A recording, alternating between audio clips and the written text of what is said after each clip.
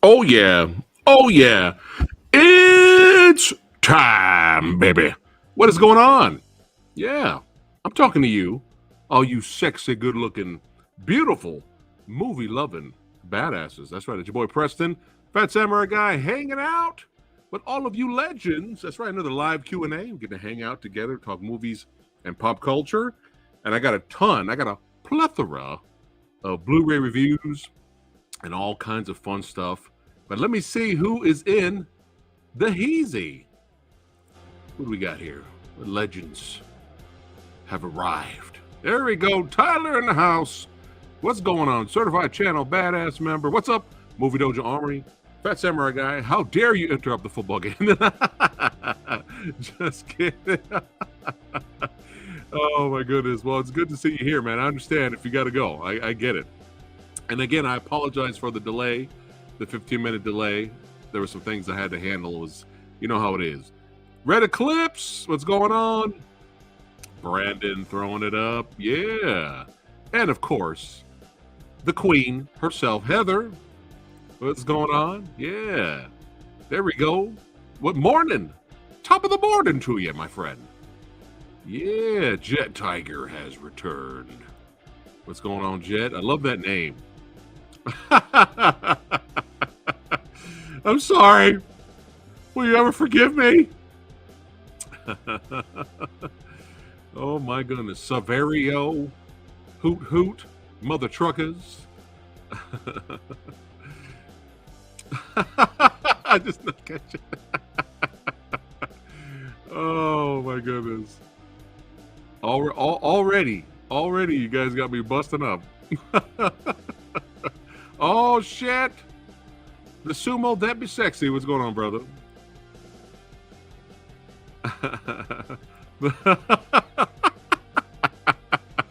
Oh my goodness. Look at that. Red Eclipse Films, baby. Member for 8 months. Holy shit. Yeah, man. Yeah, thank you so much for continuing to support the channel. Don't nobody want to watch the foosball. What's up, Brian Sanchez? What's going on, man? Oh, it's good to see everybody here. Yeah. Yes. And 8 months supporting the channel. Thank you so much. Red Eclipse should have been longer. I don't know. That's what it just popped up. But I'm gonna do this now. I'm gonna do it now because all of the badass Movie Dojo Army members, that's right, and channel members that have been continuing to support us. I appreciate it. And y'all getting the Redford early. All of you guys, you're getting the Redford.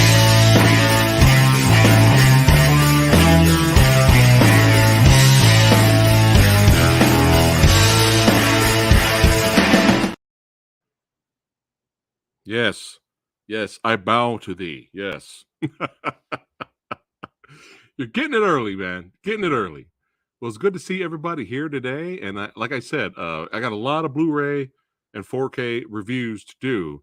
So I'm going to just jump right into it now. That way, after I'm done and get it out of the way, we can hang out, right?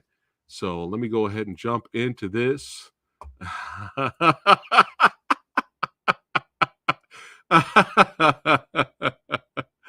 Oh my god. Oh wow, Saverio. Oh, that's a throwback. Look at that. Woo, you took me back, Saverio.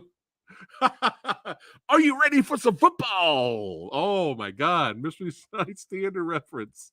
Saverio, if I didn't play the Redford already, I would have given it to you, man. But that's all right. I'm including you in that Redford. I'm including you in that Redford earlier. Oh my goodness. But yeah, y'all know what the routine. We got to represent The Urban Action Showcase experience. That's right. Check the link in the description box below so you can check out the website if you have not already to see who is coming up with special guests. Check out merch. Let's get this cracking and then we get started.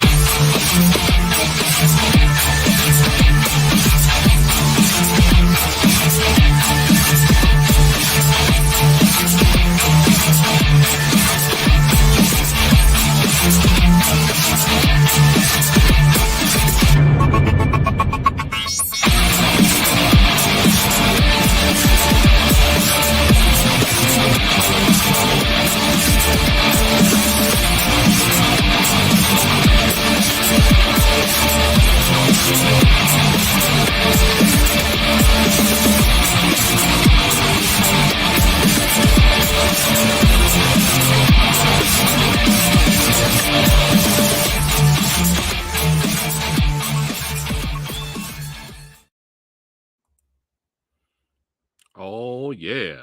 Oh yeah. Sorry, I clicked on it earlier. Yeah, man. it's representing Metallica, aka find a shirt that's comfortable. Old school Metallica. Let me repeat that. Old school Metallica is what I'm representing.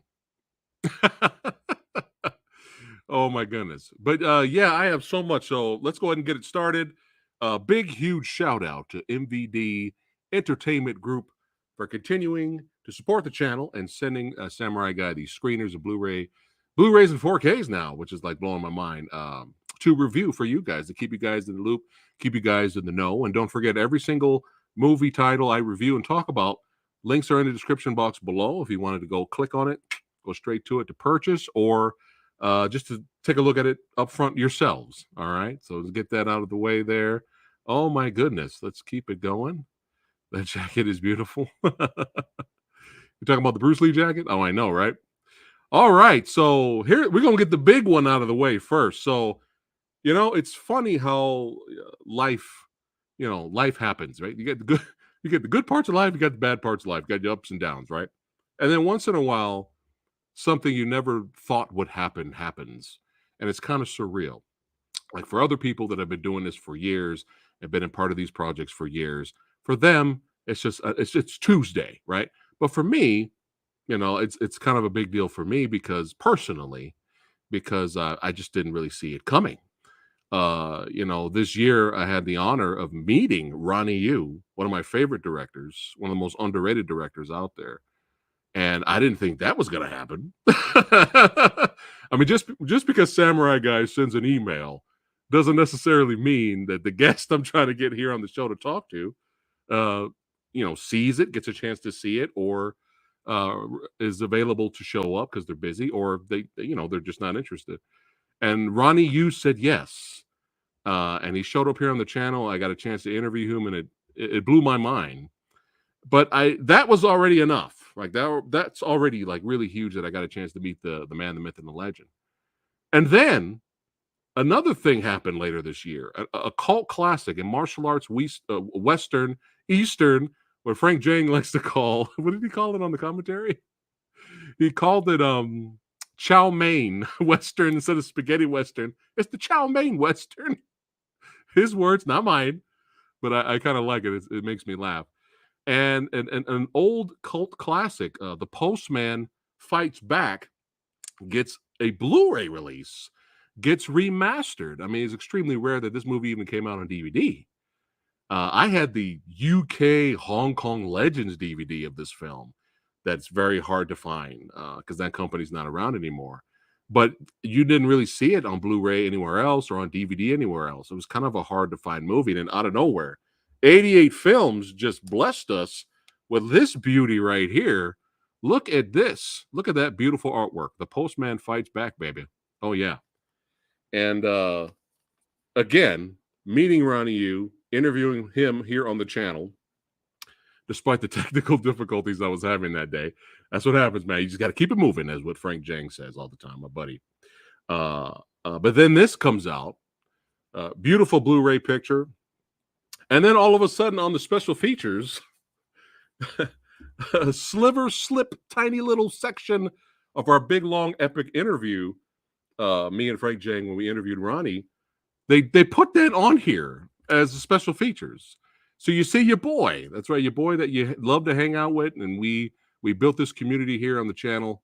They put your boy's name on here. I mean, this is mind blowing to me. Like I was not expecting that at all. So again, huge thanks to Frank Jang, 88 Films, and all of them for including me when they really didn't have to do it. So, but who else do we have here? What else we got here?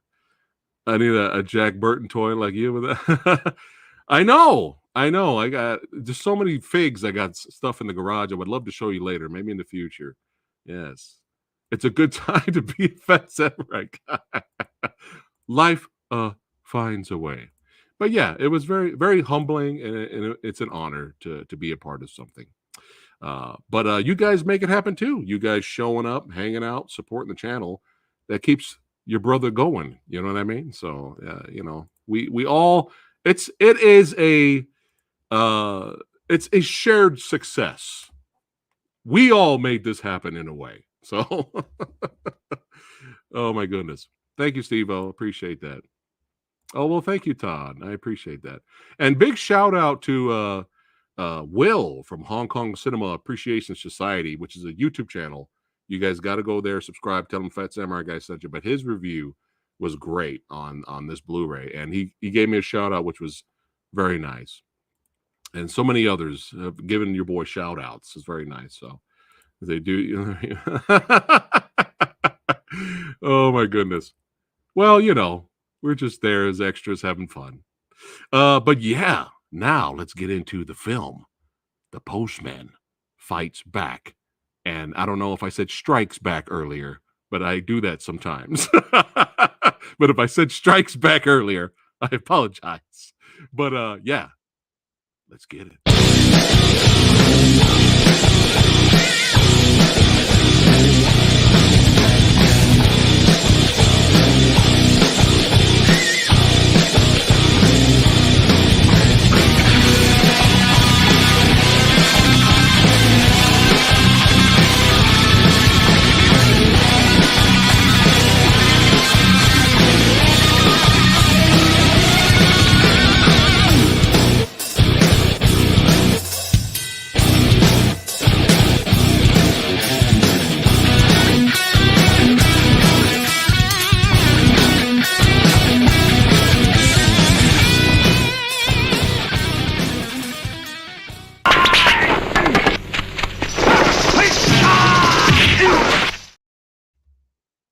Did you see the kick?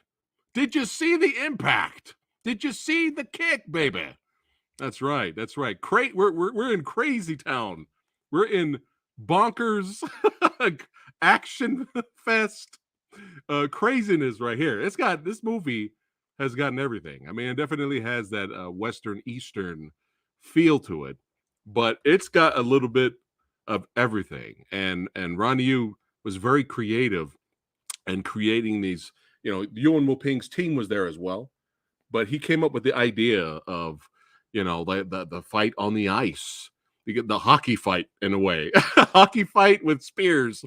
Like he came out with a lot of these ideas, and stuff happens in here I've never seen before. Like the ice fight. It's like, what in the world? This is this amazing, bonkers, crazy, entertaining awesomeness.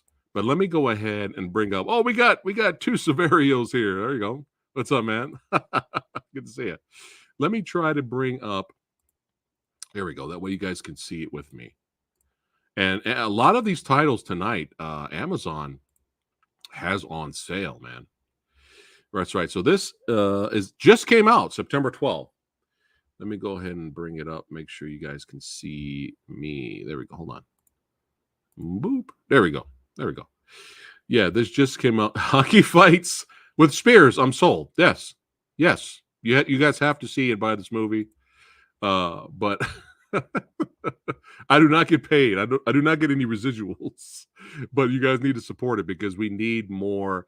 Just think about it. How many hundreds and thousands of movies, martial arts action, have come out, but have not kind of seemed lost a little bit, right? Lost to time, very underrated. And we need more companies like 88 Films and Eureka to take chances and remaster a lot of these lost classics and get it out there. But if titles like this don't sell, they're not going to take any chances, right? So yeah, so make sure you guys definitely pick it up here. But let's take a look at the special features here. But yeah, the artwork is beautiful. But yeah, let's go down here. Look at that. They don't yield. They strike back. Okay, here we go. When plot synopsis. When Courier Ma, played by Leonkar Yan, Beardy, aka Beardy, alongside 3 other mismatched allies, is sent on a mission to deliver a secret cargo to a rebel leader. He soon finds himself on a patriotic quest to save the country and himself. Also starring Chow Yun-fat, the historic Chinese action movie by Ronnie Yu from legendary Hong Kong studio Golden Harvest is sure to pack a powerful punch. Yes, here we go. Special features, Blu-ray presentation, a brand new 2K scan. Picture looks really good, guys. I have not gotten a chance to watch the other cut, but there's another cut of the movie on here.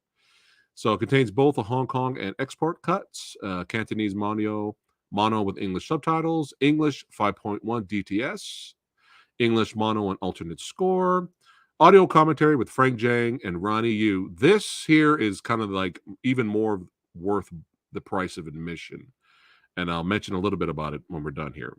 We have another audio commentary with Stephen Hammond, interview with Chow Yun-fat, interview with Leung Kar-yong. There's a second interview with Leung Kar-long, and interview with Ronnie Yu, original Hong Kong trailer. And my interview, me and Frank Zhang's interview with Ronnie, the little snippet of it is on here. It's just not labeled here on Amazon. But yes. Look at the comments right here. One must have skills to travel the world. Look at that. 4 out of 5 stars there. Yes.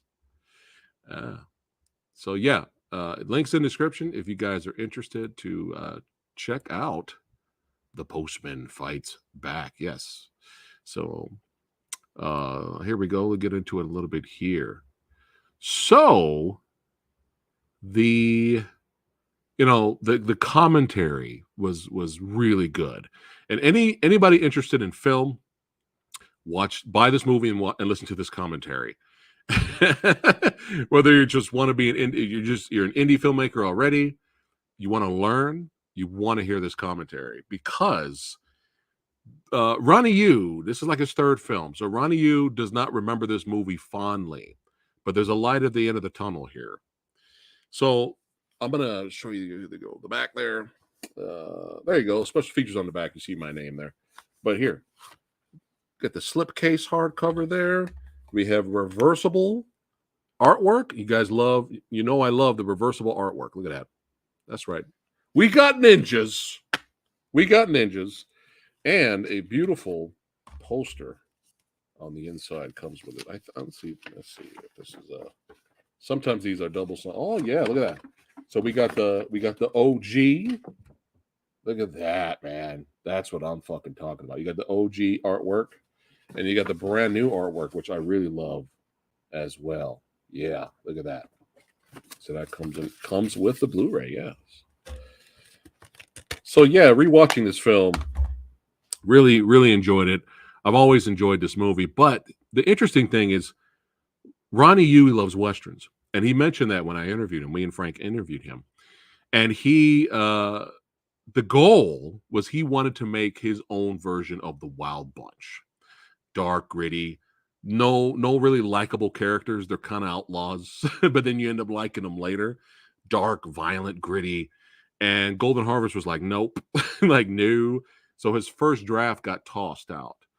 So the reason why I mean Ronnie Yu, when I said Ronnie Yu doesn't remember this movie fondly, is because there's so many crazy stories he tells during the audio commentary for the film, because it was a nightmare. This movie should not exist. That's how crazy it was behind the scenes. This movie should not exist. This movie should not have been finished. This movie most likely probably wouldn't have been released, because there were so many problems. Sometimes the movies filmed in China, sometimes the movies filmed in Korea. He had to use Korean stuntman. There was a language barrier there, so they had to get over that. But there were so many problems. I can't list them all, because I'd rather you just listen to the audio commentary. But there were so many moments where they ran out of money, or The interesting thing was Ronnie said that, this is his third film, so he was kind of new, and they were kind of like telling him what to do. They were like, "Well, he's a rookie director," They didn't really have like a lot of faith in him, and he had to fight to get this guy. He had to fight. Ronnie Yu had to fight to get Chow Yun-fat in this movie. I think it's hilarious because this is a screenshot from all these screenshots are from the trailer. This does not represent the gorgeous Blu-ray picture quality for the Blu-ray. But I love how in the trailer it goes, "Heaven's favorite son" on screen, Chow Yun-fat. But in reality, the studio was like, "Fuck this dude." Because believe it or not, Chow Yun-fat at one point in his career was considered box office poison, and they did not want him to be in this movie at all. So Ronnie Yu had to fight because, Chow Yun-fat has been a long-time TV actor at this point, but every movie he's been in has not done well financially.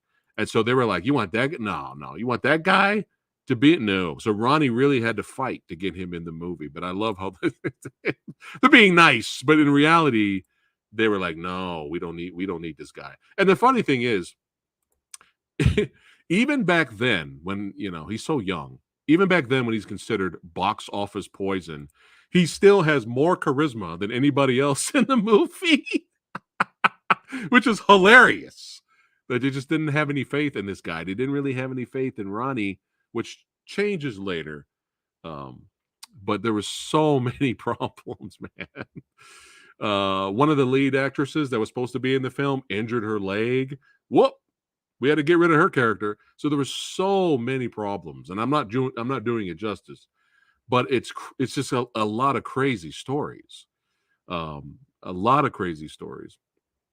Hold on a second. I hope they remaster the Epic Snake versus Crane Kung Fu Secret, such a masterpiece. Oh, maybe bringing back some more old OG there. Yeah. OG classics there. Yeah. Oh, yeah. Wild Bunch is a classic. Yeah. But the interesting thing is this is why I say future filmmakers or people that are indie filmmakers right now, you guys should watch this and listen to the commentary, because Ronnie Yu said it doesn't matter how talented you are and whatever you do, whether it's writing, cinematographer, actor, whatever you do, it doesn't matter. Because at some point you're gonna have to learn how to politic. You're gonna have to learn politics. And he was brand new to that. And he was just there because he loved movies and he had passion for Westerns and passion for martial arts movies. And he just wanted to make a great movie. But then he's just like, what is going on? People above him are making these decisions and they're not agreeing with him. And he's just like, man. So he learned along the way to like, okay, this is how it works. And it got so bad that I think for a movie like this, it took 10 months to finish. That's bad. That is bad. 10 months, almost a year to finish this movie. And he goes into detail why. Like, it's just crazy. But at some point midway through the film, he gets a call and be like, "Hey man, Raymond Chow. Y'all know who Raymond Chow is? Hey, he wants to talk to you."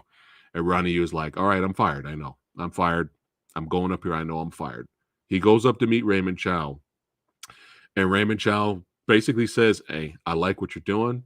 You're really extremely talented, but I want you to stay the course." He says it in his own way, to stay the course and finish the film and give him something that he could sell. So that kind of encouraged Ronnie, because he thought he was done. He thought he was fired. I'm telling you, there's crazy stories behind this movie, man. Crazy stuff. But I've already expressed my, fandom for the movie. Like, I really enjoy the film, but now I appreciate this movie a lot more, because this easily could have been another one of those lost, movies, never got finished, never came out. So I appreciate this movie even a lot more now, knowing all the crazy, insane behind the scenes. I mean, like midway, so he finally gets Chow Yun-fat in the movie, and then midway through the movie, there's a lawsuit from Chow Yun-fat, and they can't film with him in Hong Kong. It's a nightmare. It is a fucking nightmare. Yeah. But the good news is, Ronnie Yu says, despite all the bad shit he experienced and went through, it actually kind of made him a better filmmaker. And later down the line, because he's like, I've already been through this, but I know what to do now, right? So you learn from your horrible experiences in life, which is the goal, to become bigger and better version of yourself. But yeah, you definitely get the Wild Bunch vibe, like he was trying to go for before the first draft got nicked. And you get these ragamuffins together to go on the mission. But they run into this guy. Minor spoiler. I mean, the trailer spoiled it already. But Eddie Ko is the motherfucking man. He is such a great villain in this movie. And what's so funny is this came out a year before Duel to the Death. So if you're going to have a double feature night, and Duel to the Death is like another level of martial arts and action, bonkers, craziness, bloody goodness. Yeah, Duel to the Death is amazing. And I'm going to review that next week for the channel members and patrons next Thursday. But this is almost like a precursor to Duel to the Death, because certain things happen with Eddie Ko, who also plays a ninja in Duel to the Death. Something similar that happens to him in this movie kind of happens in Duel to the Death. It's interesting because I don't think Yuen Woo-ping had anything to do with Duel to the Death. I think it was a different fight choreographer team. But it's interesting. So this has come almost like a lead up in a way. So if we're gonna have a fun little double feature, start with this and then go right into Duel to the Death. But he's so good. He's so good. And then look at that, smiling while murdering everyone. This is how you do a villain. This is how you do a villain, man. Yeah, he's so good. He's so good. And another one of my favorite characters is Terry Fan. That's right, Ricky. Oh, the story of Ricky. His father, Fan Musang. He's great. Every time I see this guy in a movie, I automatically start smiling. And a lot of you may remember him from Magnificent Butcher, or Story of Ricky as the warden of the prison. But yeah, he's great. Oh, Shaw Brothers veteran too. He made some Shaw Brothers films as well. But his character is really good, and even his character has a chance to shine and has his big moment, which I will not spoil.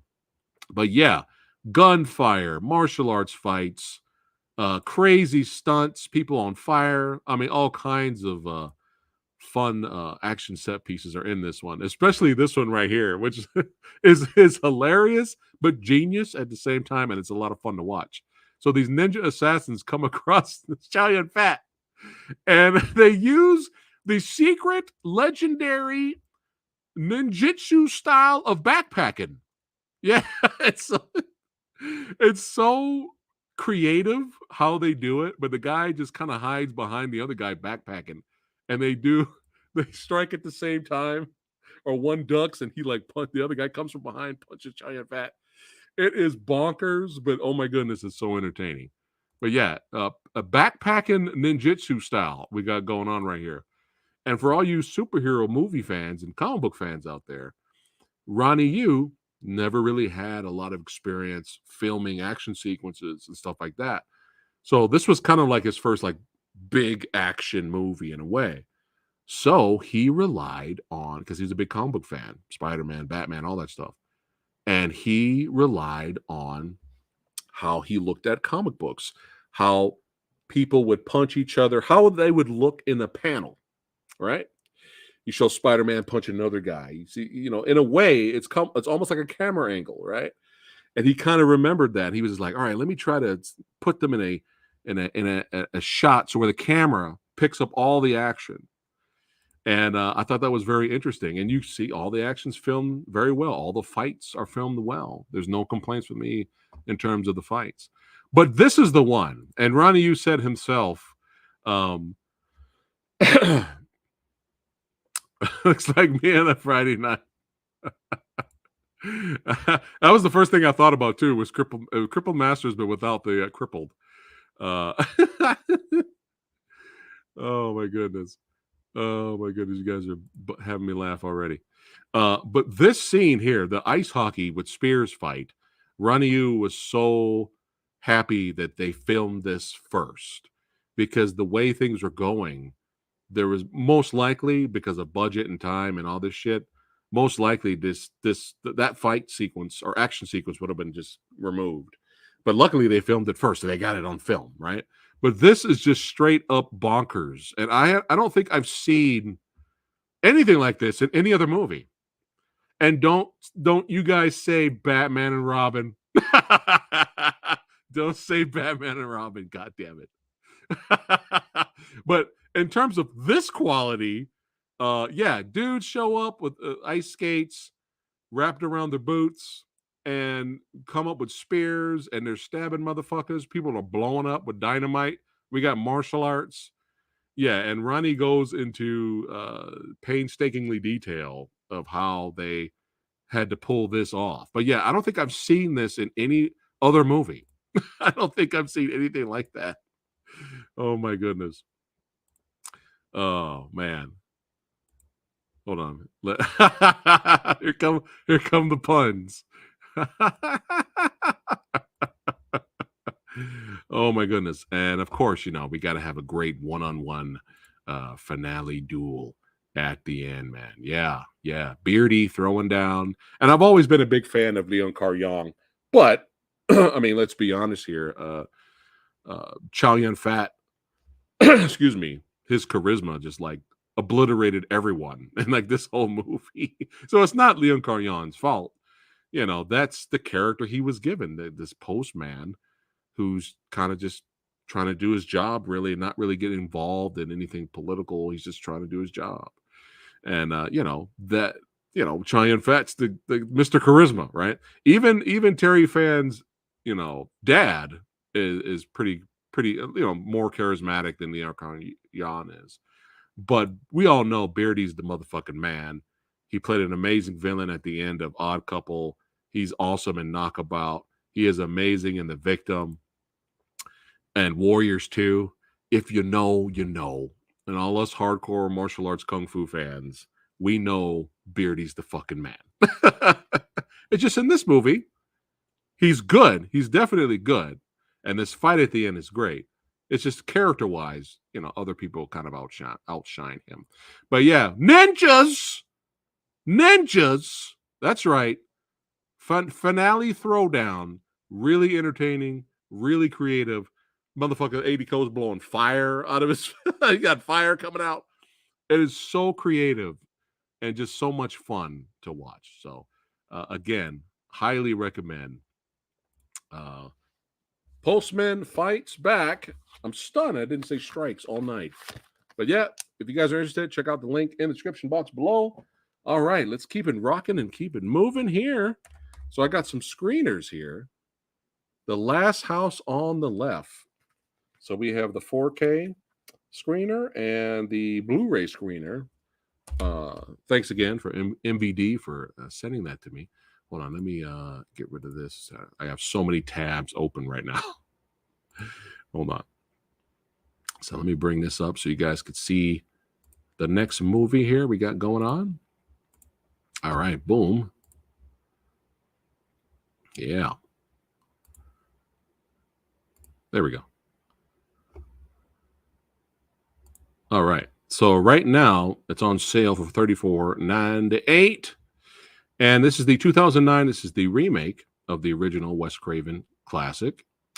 And let me see here. Let's go through the special features here. Here we go. Last House on the Left is a vicious and efficient updating of the 1972 controversial graphic shocker of the same name, produced by its original director/producer pairing of Wes Craven and Sean Cunningham. Plot synopsis. When athletic teen Mari Collingwood, played by Sarah Paxton, opts to hang out with her friend Paige in town rather than spend an evening in with her parents vacationing at the family's remote lake house, it marks the beginning of a night no one is going to forget. The two girls wind up in the company of an escaped convict, Krug, and his makeshift family of vile career criminals who kidnap and brutally assault them before leaving them for dead. Fleeing from the scene of their violent crime during a storm, the thugs inadvertently seek refuge with Mari's parents, anxious as to why their daughter hasn't come home yet, and primed to unleash the full forces of hell on anyone who would dare to touch so much as a hair on her head. Yes. So here we go. We got the 4K Ultra HD Blu-ray limited edition contents. You get two versions of the film. theatrical version 4K and the unrated version in Blu-ray. Let me go down to, you get an illustrated booklet here featuring new writing on the film by Zoe Rose Smith, subtitles, reversible sleeve, new commission artwork by Eric Adrian Lee. So here's disc 1 here. So this one's 4K. So you guys, this 4K is pictures insane. I was watching it and I was like, this is a movie, right? Like that's how good the picture is. It's insane. But you have exclusive new film introduction by director Dennis Liadis, brand new audio commentary, A River of Blood, a new 31-minute interview with Sarah Paxton, The Notorious Krug, a new 27-minute interview with actor Garrett Dillahunt, Suspending Disbelief, a new 18-minute interview with screenwriter Carl Ellsworth, Reviving the Legend, a new 33-minute interview with producer Jonathan Craven, Look Inside featurette from the film's original 2009 release, deleted scenes, theatrical trailer, image gallery. Now, on disc 2 is you just have the unrated version of the Blu-ray. Yes. And your boy Aaron Paul, that's right, Breaking Bad, he's also in this. Yes, I love the Parents' Revenge. Yes. Oh my goodness. That's on the left is a classic. Just watched it yesterday. Look at that. All right. Yeah. I don't have any images of this one, but let me see if I can. Hold on.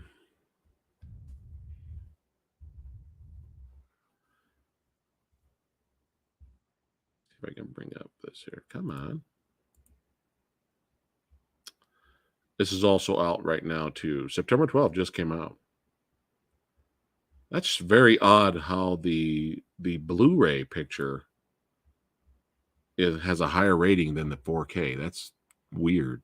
That doesn't make any sense. All right, here you go. Hold on, let me that way you guys can see some of the screenshots here. There we go. But yeah, that's weird why the 4K picture is insane. I don't know why the Blu-ray's got more. That's very weird. The Blu-ray picture looks better than the Blu-ray I own. But yeah, the 4K destroys it. But yeah, very gritty, violent remake of the film here. Very solid performances, very well done. But there you go, some screenshots for you guys. But man, this was around the time where me and Lady Phat, and I'm sure a lot of you horror fans watching, you were just getting really tired of, yay, another horror remake. Like, here we go again. Because the early 2000s was just like cranking them out. Crank. We had so many. I wouldn't be surprised if we had more horror remakes from 2000 up than in the 90s. We had way more. And some of them were very well done. But around this time when this movie came out, I just rolled my eyes as I was just like, I'm not watching this. This is fucking, like, how dare they, right? Like, how dare they remake another classic? And it wasn't until video, when it came out on video, that me and a couple of buddies of mine told me, like, no, man, it's actually pretty well done. I was like, really? So me and Lady Phat sat down and watched it. And we were surprised. But the first time we watched it, though, it was the unrated version. So that we did not watch the theatrical first. When we first watched the movie for the first time, it was the unrated version. So very surprised for a remake. It was actually pretty solid. I would have to say, if you want to compare both, I would have to say the original kind of stays with you more. The original kind of makes you think more.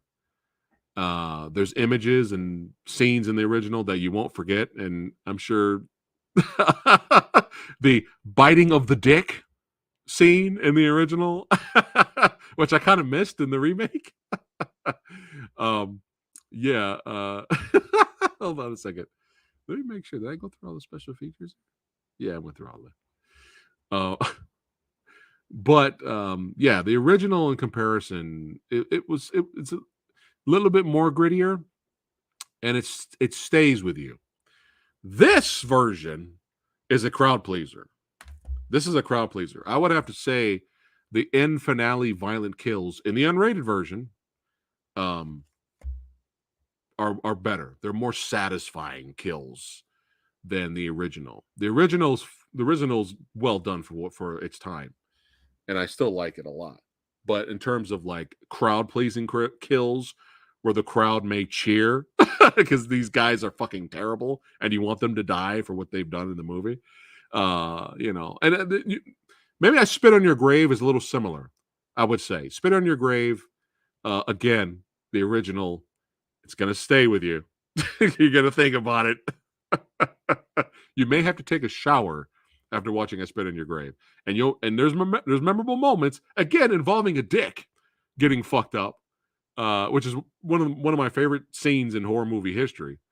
But the other kills were kind of lame, not really that memorable. But in the remake, again, more crowd pleasing, bigger, better, more graphic kills in the remake of I Spit on Your Grave. So it's a little similar. But yeah, I haven't watched this in so long, and I still enjoy it. I still think it's definitely one of the better remake attempts. I would have to say. So hold on a second, catch up to you guys. See, we went through had a fuck ton of horror remakes releasing us because pretty much. It got brutal. I had to walk out the room when I first watched it. Yeah, and it makes you wonder, would you see a movie like this now? And I'm talking about the remake. Forget about redoing the original, but like the original. I'm talking about in terms of horror remakes. Can you see someone doing this now?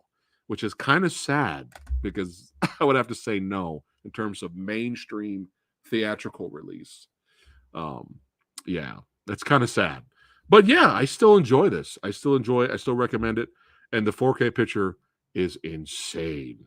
My only nitpick is a lot of these 4K releases that come out, and I've seen it from Arrow Video's doing it, but I forgot the other company. But they'll release the unrated. It's like, oh my god, one of my favorite movies of all time, or movies I enjoy, finally getting the 4K treatment, right? And you're excited, but it's the theatrical version.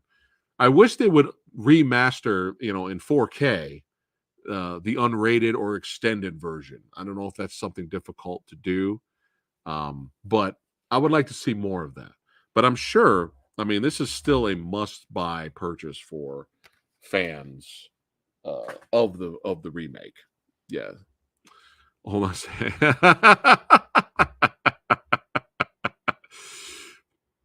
See, unless it's a company like Lionsgate, probably not, unless the filmmaker has a lot of pull. Yeah. But yeah, very well done remake. Really enjoyed it. And these guys are scumbags, and it's always satisfying when you see the scumbags of the earth get theirs. Except, like I said, the original.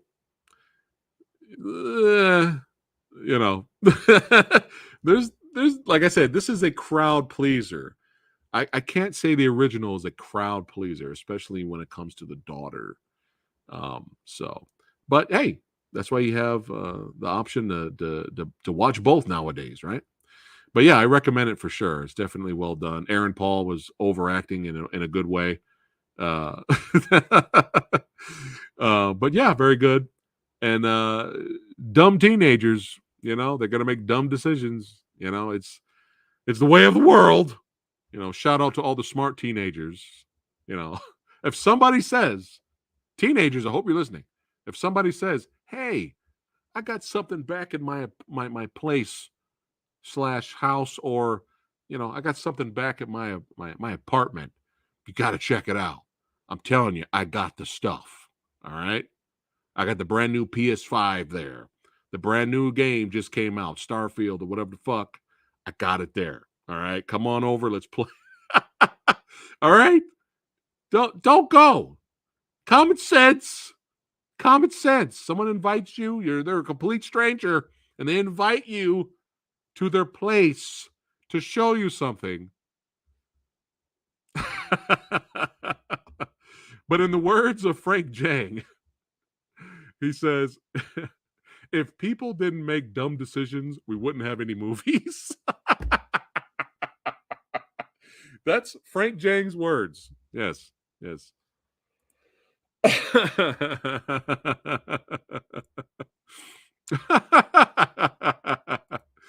Oh my goodness.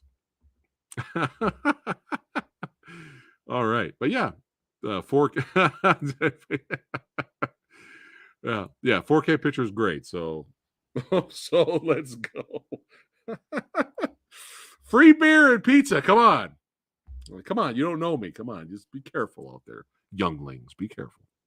All right, now this next one's a surprise, and unfortunately, there's no. I gotta find some pictures of the villain at least. Hold on. For some reason, there's no photos of the Blu-ray. I just want to show the villain. Hold on.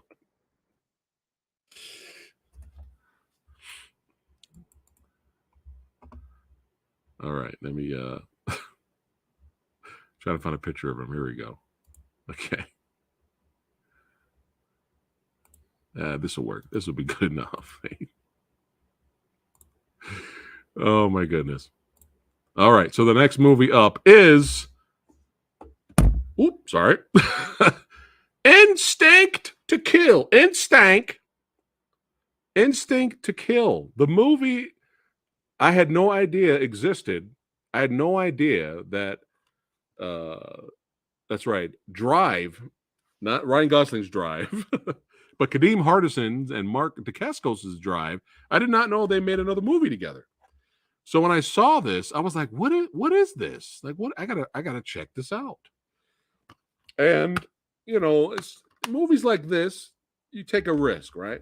Especially when you can tell it's not like the biggest budgeted film. It may have a case of the generic, right? It may have the case of the generic. What are you guys talking about?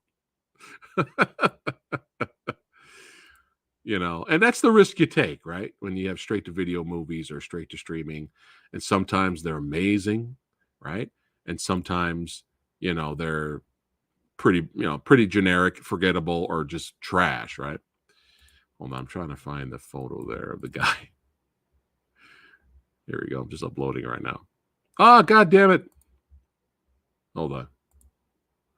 I will find it. So you can at least see one image, because I couldn't find any images of the Blu-ray. All right.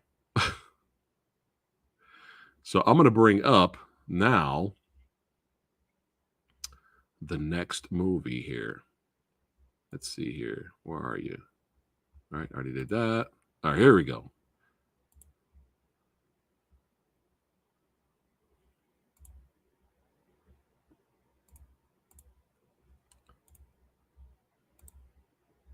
There we go. Instinct to Kill. Yes.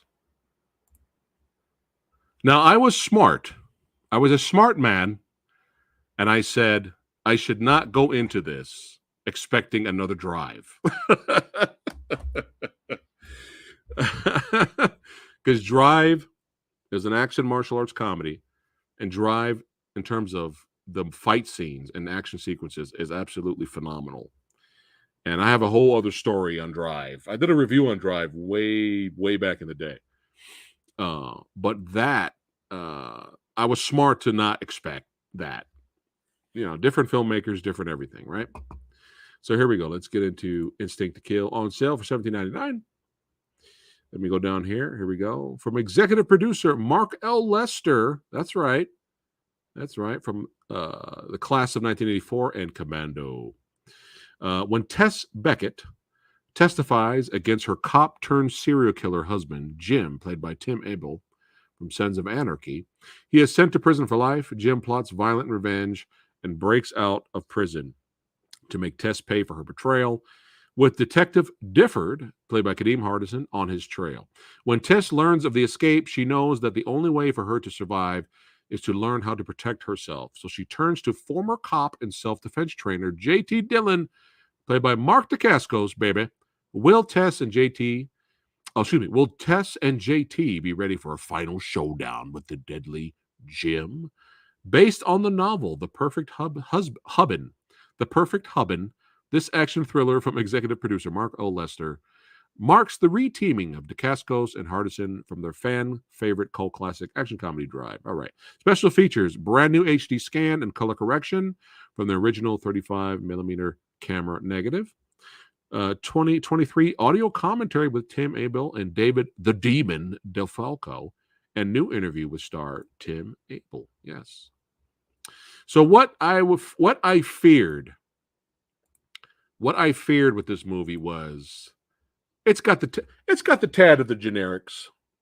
Forgettable. It's okay. It's average. It is what it is, right? Well, luckily, Tim, I was not expecting this at all. I didn't even see a trailer for this or anything like that. Tim, this guy right here, really elevates this movie to Mark Dacascos is always good. He's always good. And he's great and badass in this movie. And he gets to do his thing with martial arts. But Tim kind of steals the movie. He steals the show.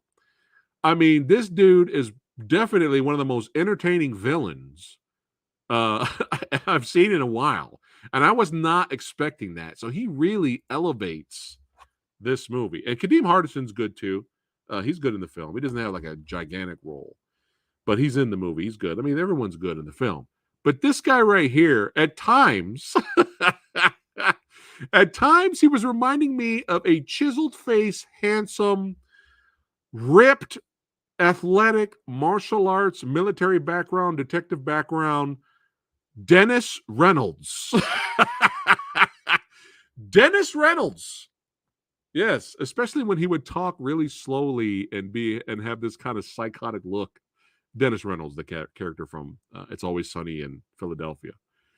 But yeah, he was reminding me of a ripped martial arts action, scary, hilarious, psycho version of Dennis Reynolds, especially when he was like talk really whispery and kind of bug-eyed, look into the female's eyes and everything. I was just thinking of Dennis Reynolds from It's Always Funny as it's Always Sunny in Philadelphia. Yeah, right? Yeah.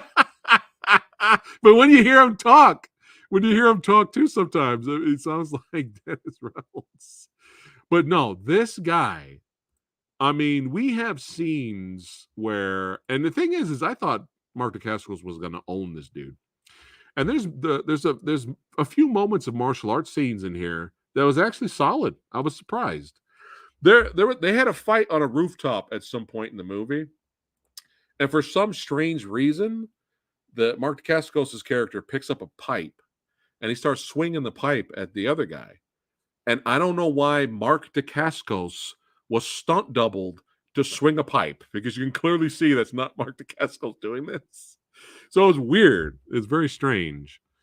But other than that, they're going at it. But I thought Mark Dacascos was going to be like, just fuck this dude up, because he was such a badass in the movie. And then no, this guy could hold his own, and he was like his equal. There was parts of this movie where he was beating the shit out of Mark Dacascos, But yeah, you have a female character that you could root for. You could understand what she's going through, and it's interesting because the movie. You didn't know this guy was the villain as soon as the movie starts. You see, he's a detective, right? So he's sitting in his car, looking in the window, and he's checking out the young girl, getting changed, but he's looking at her parents and all that. And I thought, he was just a detective that's on the beat. And then you find out later that for many years he's been watching her since she was young, and then he finally made his move on her. They got to know each other. They ended up getting married, and then he ended up being a fucking psycho. But he was also doing some serial killing on the side as well. But he had some funny one-liners in the movie. Look, again, this could have a tad of the generics. This could hint of the generic. But you have a scene where Kadeem Hardison's character puts two cops in the car to guard the house of his ex-wife. And this guy loves to headbutt. There's a lot of headbutting in the movie. But this guy right here, his thing is, he's a master of disguise. So it's so funny because every time he's in makeup, we as an audience member go, "There's no way they're fooled by that," when we could clearly see that's him in makeup. But the characters that that's around him in the movie, they're like, "Who is this guy? I don't know what this right." It's the movie's trying. The movie's trying. You got to give it, props for trying. But there's again two cops sitting there chilling, talking about a royale with cheese, and they're sitting there, and then out of nowhere, they see in the rearview mirror an old grandma, like humpback, old grandma, like walking like this, pushing a baby stroller. And then the grandma puts the baby stroller up next to the car, and the grandma waddles away. And they're looking at the grandma waddle away, and they're like, "What the? Why is? Who is this? What? When? Why? Where does the grandma come from? Why is she waddling away?" And there's a bomb in the baby carriage, and both cops blow up. So imagine waddling grandma away with big fire behind her from the car. And I was like, "Oh, movie, I am awake. Movie, you are shaking off any tad of the generics. You are shaking it off." I'm telling you, this guy, I don't know why every time he punches somebody in the face, it's just hilarious the way he does it. A lot of headbutts, a lot of one-liners, a lot of craziness. But yeah, this guy really, he steals the movie. And I actually got a chance to watch his half-an-hour interview. I didn't get a chance to watch the audio commentary. Maybe he can explain why DeCascos was stunt doubled on the rooftop. But it was a very interesting interview. Yeah, getting to know the man and as an actor and stuff like that. But yeah, I'm so happy I have this on Blu-ray, and it's not one of those. Well, I'll put it on the shelf. I'll never watch it again. I'll show this to Lady Fat Blood just for the villain. So there you go. Instinct to Kill. There you go. It could have been a winner. It could have been a loser, but ended up being a winner. A nice little fun winner there. It's Dennis on his day off. Yes. Very well done. Very well. It's the day, man. Yeah, it's probably a reshoot. Who knows? Oh my god. All right. Okay. This next movie, anything I say about it, which will be very little, I'm not going to do it any justice at all. I'm not going to do it any justice. But when I got it in the mail, I looked at the disc. I got a screener here, and I was like, "Wow, what is this? Oh, another Blu-ray from Radiance Films." Let me look it down here. The Dead Mother. I don't know. I have no idea what this is. The Dead Mother. Is this a horror film? I don't know what it is. Maybe I'll be pleasantly surprised. So I messaged Lady Fat. I was like, hey, when you get home, you want to watch The Dead Mother? She's like, sure, let's watch it. Hold on a second. Let me see if there's any screenshots for this. Again, this definitely one of the movies where you could have filmed some reactions from us here. Here we go. Okay. This is a limited edition release. This comes with the Blu-ray and the soundtrack, it looks like. Now, when you see the cover, the first thing you're going to think about is Joker. You're going to think about Joker. Hold on. This came out in 1993. There's no screenshots. God damn it. All right. That's probably for the best. Let me blow this up. Well, no. Damn it. There, I'll just show you what the cover looks like.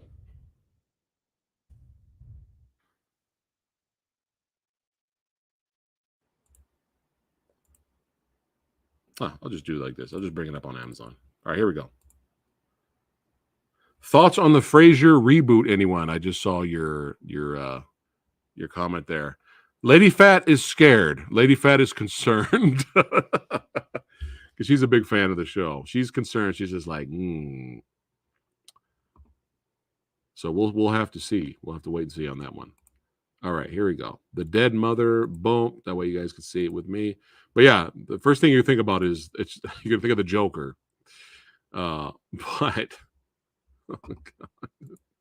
again, not going to do this movie any justice. I don't even really want to read the plot synopsis to you, but I have to, so you kind of have an idea what. Because remember, me and Lady Phat went into this blind, didn't watch the trailer. Again, there's nothing on this disc, so didn't read a plot synopsis. We were like, hey, let's just watch it, and hopefully we'll get pleasantly surprised. All right, so let me go down here, make sure you're seeing what I'm seeing. All right, La Madre Muerta. Okay, here we go. Ismael breaks into the house of a fine art restorer and shoots the homeowner dead, leaving her daughter orphaned and traumatized for life. Years later, Ismael is working in a bar where he sees the daughter again. Paranoid that she has recognized him and will report him, he kidnaps her and holds her hostage, demanding that her hospital pay a ransom for her release. As he spends more time with her, a strange bond develops that causes him to delay the ransom quest. All right, I don't want to get that's it. I don't want to read anymore. Okay, here we go. 4K picture quality is pretty good. 4K restoration of the film, supervised and approved by director Juanma Bajo Iola. Uncompressed stereo 2.0 audio commentary by Bajo. The story of La Madre Muerta, a documentary on the making of the film featuring behind-the-scenes images and interviews with the cast and crew. Victor's Kingdom, El Reino de Victor, 1989, 38 minutes. Looks like a short. Goya award-winning short film. Oh, there it is. Restored in 4K.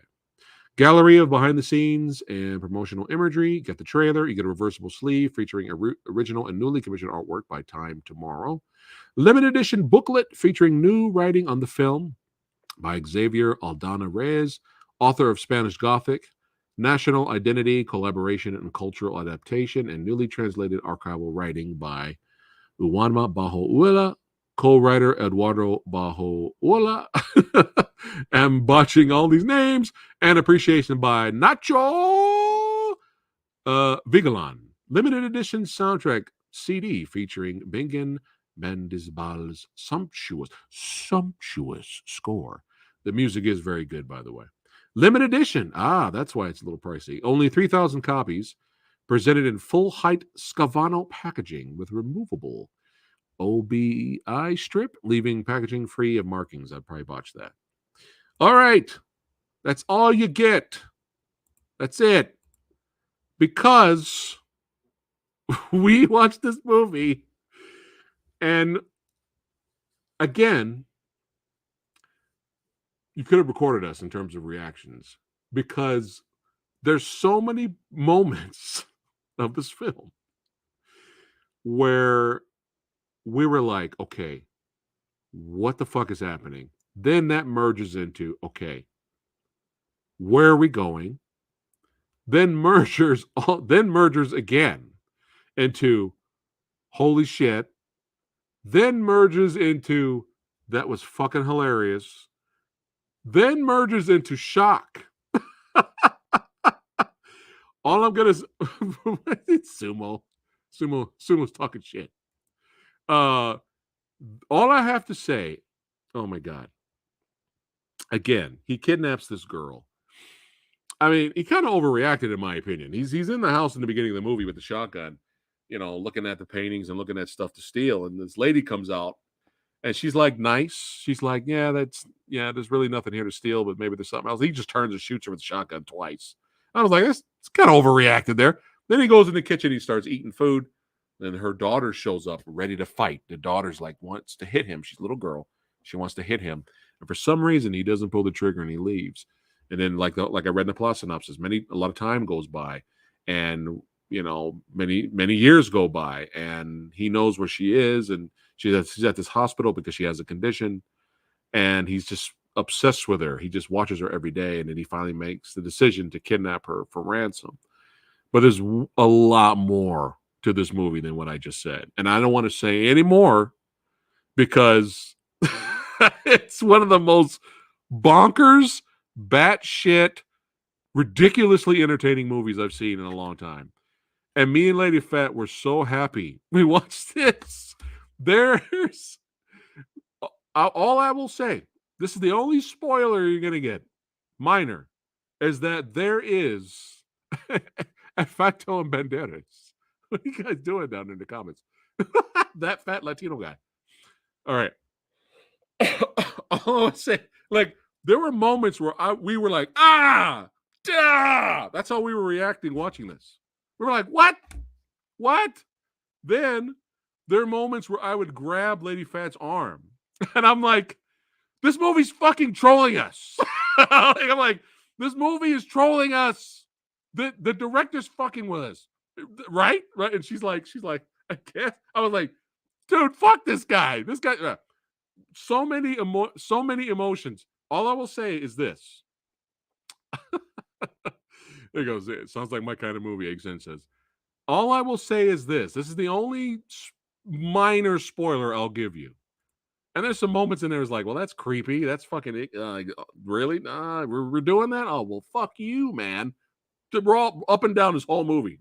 But again, great cinematography, amazing performances, just amazing score. But all I will say is this before I move on to Ghoulies. Because that's how we roll here in PhatSamuraiGuy's house, God damn it. We watch the arts with the farts. Wait, without the farts, because this is a good movie. And then we go to Ghoulies, all right? That's how we fucking do it. That's how we roll. All right. All I will say is there is a death scene.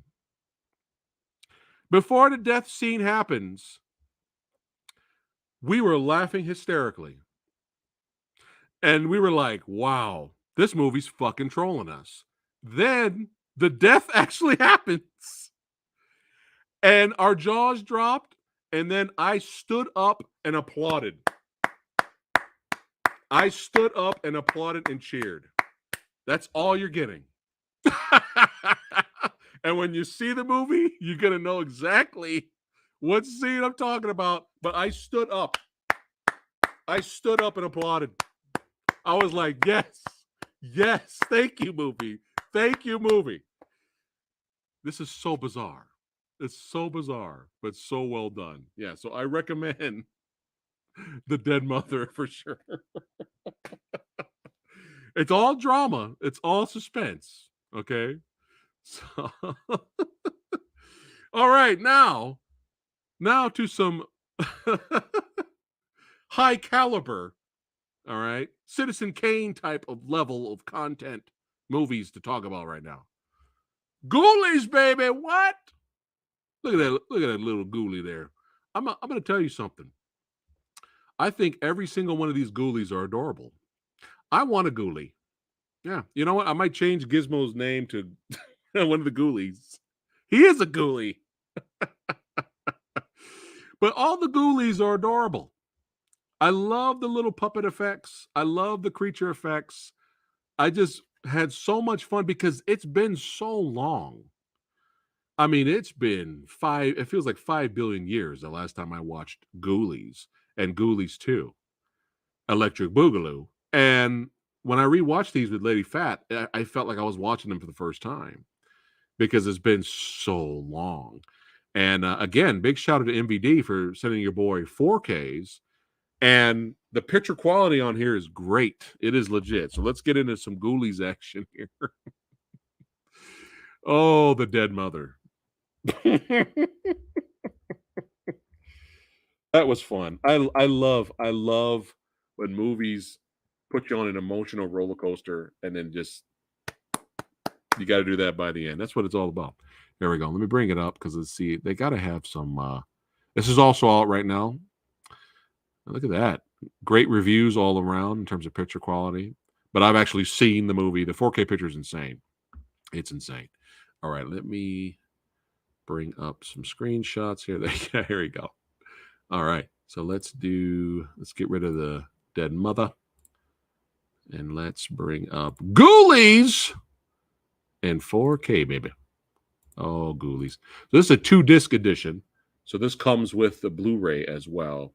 And special features, I believe, were on the Blu-ray. Right, Heather? Right? Oh my God. It was so much fun. It was so much fun. Oh, we got some Ghoulies fans. Look at that. Look at that. It's entertaining. Yes. Yeah, we wore out the VH copy we had. Yeah, they're all fucking adorable. There's nothing scary about them. I want all of them. I want a Ghoulie plush. But here we go. Ghoulies 4K. And here we go. Let me go down here so we can see special features and stuff. They'll get you in the end. Get it? That's a great tagline. And I'll talk about that tagline a little bit later. All right. Take a creepy old Hollywood mansion, a naive young man, and a pretty girl. Add an over-the-top orgy and some slimy. Well, hold on. Don't get excited. It's not that kind of orgy. Add an over-the-top orgy and some slimy winged goblins who crawl out of toilets, and you have Ghoulies. A horrifying and hilarious ride into the darkest regions of hell, conjured during a party thrown by the mansion's new owner. The hairy fanged demons waste no time wreaking havoc on the scene and declaring the unsuspecting owner their new lord and master. Here we go. 4K special features, 2023 4K restoration. Picture quality is amazing. Subtitles, 2.0 mono DTS audio. Archival 2015 audio commentary with director Luca Borvici. Archival 2016 audio commentary by director Luca, moderated by Jason Andreessen of Terror Transmission. Collectible 4K laser vision mini poster. And here's the Blu-ray stuff here. HD restoration, subtitles, DTS mono, archival audio commentaries again, same audio commentaries. Video introduction by Luca. Editing and Empire. Interview with Ted Nicolau. The Mind is a Terrible Thing to Waste. Interview with Scott Thompson. Just for the Chick Man. Interview with Luca. From Toilets to Terra. The Making of Ghoulies. Photo gallery. Theatrical trailer. 4 TV spots. And let's see here. Review. Ghoulies is a fun throwback. An entertaining little cult/party movie and a good example of a time when lower budget was done right. This is perfect. When lower budget films were done right. Yes. Yeah, this is just so well done. I'm going to bust out the poster so you guys can see it here. But yeah, classic cover. There's the back. All right, open this bad boy up. Look at him. He's just adorable. Look at him. I want to grab his little head, give him a noogie. All right. But yeah, there you go. You get the 4K and the Blu-ray right there. Boom. And let's take a look at this. I have not opened this up. 4K laser vision collection. Yeah, so that's how cool is that? How fun. They give you a poster of the toilet ghoulie on the inside. I had an absolute blast watching this. Me and Lady Phat really enjoyed it. Had fun. You guys remember fun, right? Had so much fun watching this. And let me bring up some of the screenshots right now. Again, similar to Instinct to Kill, the villain in this is so over the top. It's brilliant. It's fucking brilliant. Here, some of the fun facts I found out with some of the special features. So, apparently, the good news is Charles Band talks about this. He says that the movie, this was really the movie that he took a big risk on Empire Pictures because he had so many third-party people doing his films and it wasn't going well. And he wanted his own, studio, his own company, Empire Pictures. So if this failed, he would have to owe a lot of people a lot of money because Empire Pictures wouldn't even be a thing. But this did well, made a lot of money, and Empire Pictures was born. And then he was cranking out tons of movies after that. So what's funny is he's happy. He's like, oh, he just got the dailies. He found out, people liked the movie. They had a lot of fun with it. And this is going to trip you guys out. Had a lot of fun with it. And it made a lot of money. And he's just like, oh my God, all our hard work and all the big risks I had to take paid off. I'm so happy. He goes back to his where he works. He walks in, he sees the secretary. she has the face of death. And he's like, what's going on? What's the matter? Hey, our movies did well, made so much money. And she goes, go in there, talk to your producer. Go in there and talk. He's like, oh no. He goes in there and talks to his producer. Stacks and stacks. I'm not making this up. Stacks and stacks of mail. Stacks. And he goes in there and he goes, what's wrong? She hands the first top letter and she hands it to him to read. And she says, they're all like this. They're all like this. And he's like, what the fuck? So he gets the letter, he opens it up, and the letters are complaints from parents saying because of their movie poster and artwork and because of the movie, their children cannot take a shit. Refuse to take a shit on the toilet.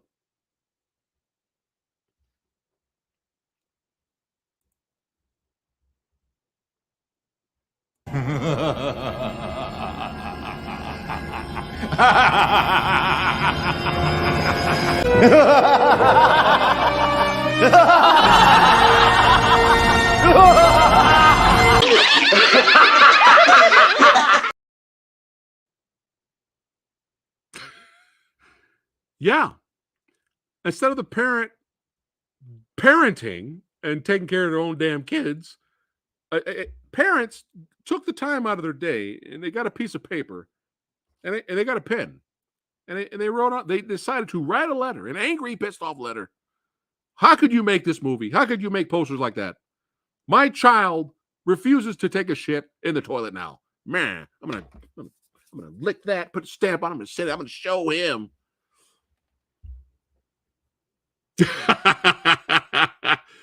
Some parents even went down to the theater to complain and boycott the movie. Yeah. Yeah. It's fucking hilarious, but at the same time, it's sad. At the same time, it's sad. And so Charles felt really bad about it. And he was like, I don't want to hurt anybody's feelings. I was just trying to make a fun movie that we could profit. Like, I don't understand. Like, I feel bad, even I'm getting letters from children talking about how scared they are. They can't take a shit on the toilet. I don't, what do I do? So he talked to some other people, producers, and they're like, this artwork and tagline, and they had to randomly put in. That's why towards the end of the movie, there's just random shots of Ghoulies, and you see a Ghoulie just pop out of the toilet. They had to throw that in there at the last minute so that way people don't feel cheated, right? But he says this poster, artwork, and tagline most likely was why the film was successful. People saw that and they wanted to go see it. So movie theaters don't give a shit how many angry parent letters are sent about their kids not taking a shit. Movie theaters don't care about parents outside of the theater boycotting boycotting this film. They don't give a shit. He said movie theaters are whores. They don't care. So it's up to you if you want to change what was successful. And take a risk and watch the revenue drop, because now you have a poster of a ghoulie coming out from behind the corner, or another poster of a ghoulie coming out of a drawer. You can take that risk. And so Charles thought about it and he's like, nah, fuck him. He's like, fuck him. Oh my God. The cost of postage. Karen's the parent trap. Oh yeah, Gremlins got it. A lot of classic movies got it. Oh my God. But yeah, I thought you guys would I had to tell that story. I'm really glad I watched the special features. I was hoping for a ghoulie to come out of my toilet. I'm still waiting. Oh my goodness. Yeah, here we go. Boycott a horror movie because it scares people. That's a big pile of shit right there. Yeah. Oh yeah, The Gate. That's another good one too. Yeah. Yeah. So it was so much fun rewatching this, watching the overacting from the characters, and the main villain being, again, just one of the best parts of this film. I'm trying to bring up so you guys can see what I'm seeing here. Hold on. Let me stop sharing. Here we go. Ghoulies is gone. There we go. That way you guys could see the some of the screenshots from the 4K. There we go. Yeah. But yeah, look at that. Look at that. That's high rating there. But yeah, just fun little visuals. Sometimes the green eye contact eyeball is like too far to the right. Like it's little things. This movie just has its charm. But this is the guy that took over the house. The movie starts with our real main villain in his cult. He tries to make the sacrifice with his little baby, but it doesn't work out. And the guy who was in the cult grabs the baby and runs away because he's gone too far. He's gone, you can worship the devil, but when you start killing babies, you've crossed the line. You crossed the line there. But yeah, this guy now he's the ownership of the house. He finds all this occult books. He gets a calling to it, and he starts experimenting, and he kind of becomes the new baddie, and summons and conjures the ghoulies that do his bidding. But and then we have these wonderful characters that are in the film, more minions. But it's interesting because these characters, they're there to do they're called to do their minion job, but they kind of have a heart of gold too a little bit. Like they're both bastards, but they're both like, fuck this main villain guy. Like this guy's no good for like anyone. So they actually have their moments a little bit later. But yeah, look at this shot here. We got a ghoulie hanging out right there. This is still not the main villain guy though. But look, now come on. This is fucking adorable. I just want to pet him. I want to give him a noogie. I'll give him something to eat. Look at him. This is adorable. Oh, come on. There's no screenshot of the main guy? Oh, you're fired, Blu-ray.com. You're fired.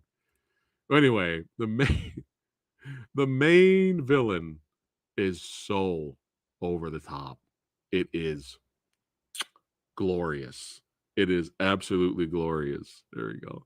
But yeah, you get some fun moments. There's a moment in the movie where the guy who he's like the mini villain. He takes the temporary main villain, takes over the house, the guy with the green eyes. And he puts sunglasses on. He doesn't want anybody to see his green eyes. But he invites his friends that he had over back to the house because he wants to kind of mess with them. They're sitting around the table. They all have sunglasses on. And I always wondered why they have sunglasses on. But in the movie, they came up with some bullshit excuse of why everyone has to wear sunglasses. Well, the original idea, according to Charles, was they wanted Ghoulies to be a 3D movie as well. But there was too much. It was too complicated to switch out 3D camera to regular camera. And it got really complicated. So they just nicked that. And they just came up with some bullshit excuse of why everyone's wearing sunglasses in that scene. And then they just said, no more sunglasses 3D scenes will appear later in the film. We're just going to X that all out. So if you ever watch Ghoulies and you see everybody sitting down at a table with sunglasses, something 3D was supposed to happen there. But yeah, it's shenanigans. It's not like really violent or anything like that. It's Gremlins violence. So it's shenanigans. Actually, Gremlins might be a little more violent than this. But yeah, the Ghoulies are fun practical effects. You're gonna laugh hysterically, and you're gonna enjoy yourself. So yeah, I highly, and this is probably the best this movie's ever looked. Highly recommend Ghoulies for sure. Yeah, Puppet Master, man, I enjoy that too. All right, let's keep it ghouly in here. Let me see if there's some screenshots for Ghoulies 2 Electric Boogaloo.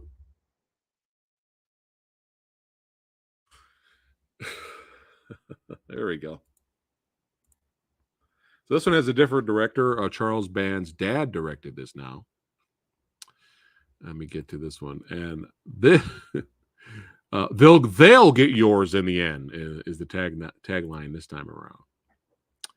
All right, let me bring it up. Boom, there we go. Let me bring up Amazon. Let's see.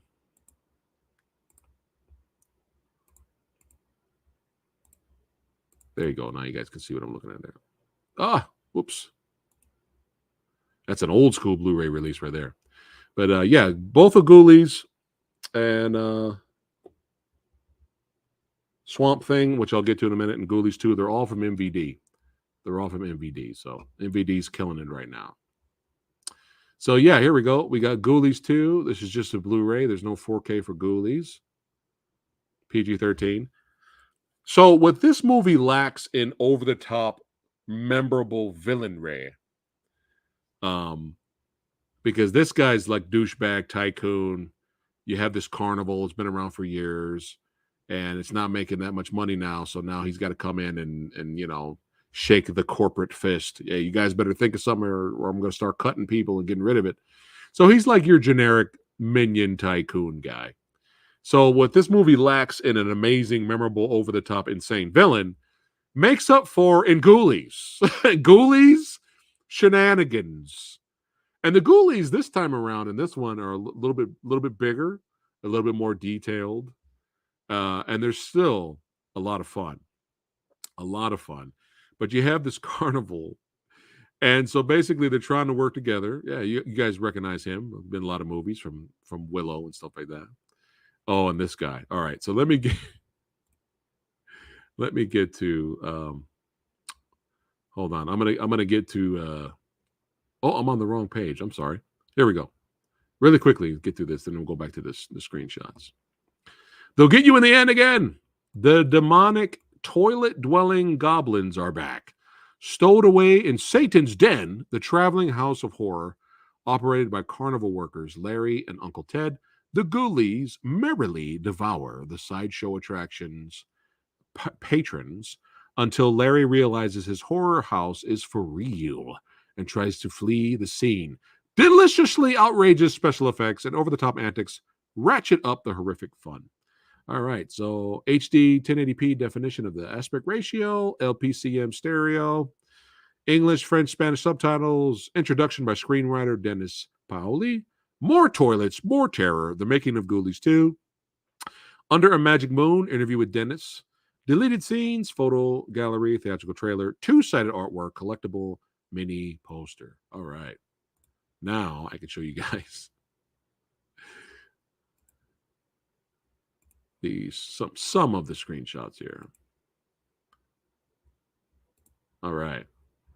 So yeah, this is what I thought I was showing earlier. So this is like our tycoon douchebag guy. According to React channel, Monster Squad is Goonies with monsters. Kind of. But yeah, this is like our generic tycoon. You guys better start making money or we're going to get rid of you. But again, what this guy lacks, what this movie lacks in terms of memorable villains, makes up for with these guys right here. Again, a lot more detailed, having a lot more fun. There is way more. The Ghoulies, you kind of barely see them in the first film. This movie, they're all over the place. They are all over the place. And they do some things that are fucking hysterical. Now, I'm going to tell you about one of these scenes right here. So you have this kid here coming in with his brother, and they're like, this is fucking bullshit. They don't say that, but, like, we're not scared, man. We're not scared. We have a scene. Me and Lady Fabula could not stop laughing. We had a scene where they're walking around, man, this is crap, man. Can't believe we paid to come in here, man. And a ghoulie comes out and it starts fucking with him, right? Jazz hands style. And so the kid freaks out. The taller blonde kid freaks out and reaches behind in his back pocket and pulls out a ninja star. A real ninja star, and throws it at the ghoulie. Out of nowhere. So imagine you're watching a scene like this, where the kid's just walking around in his Foley flannel.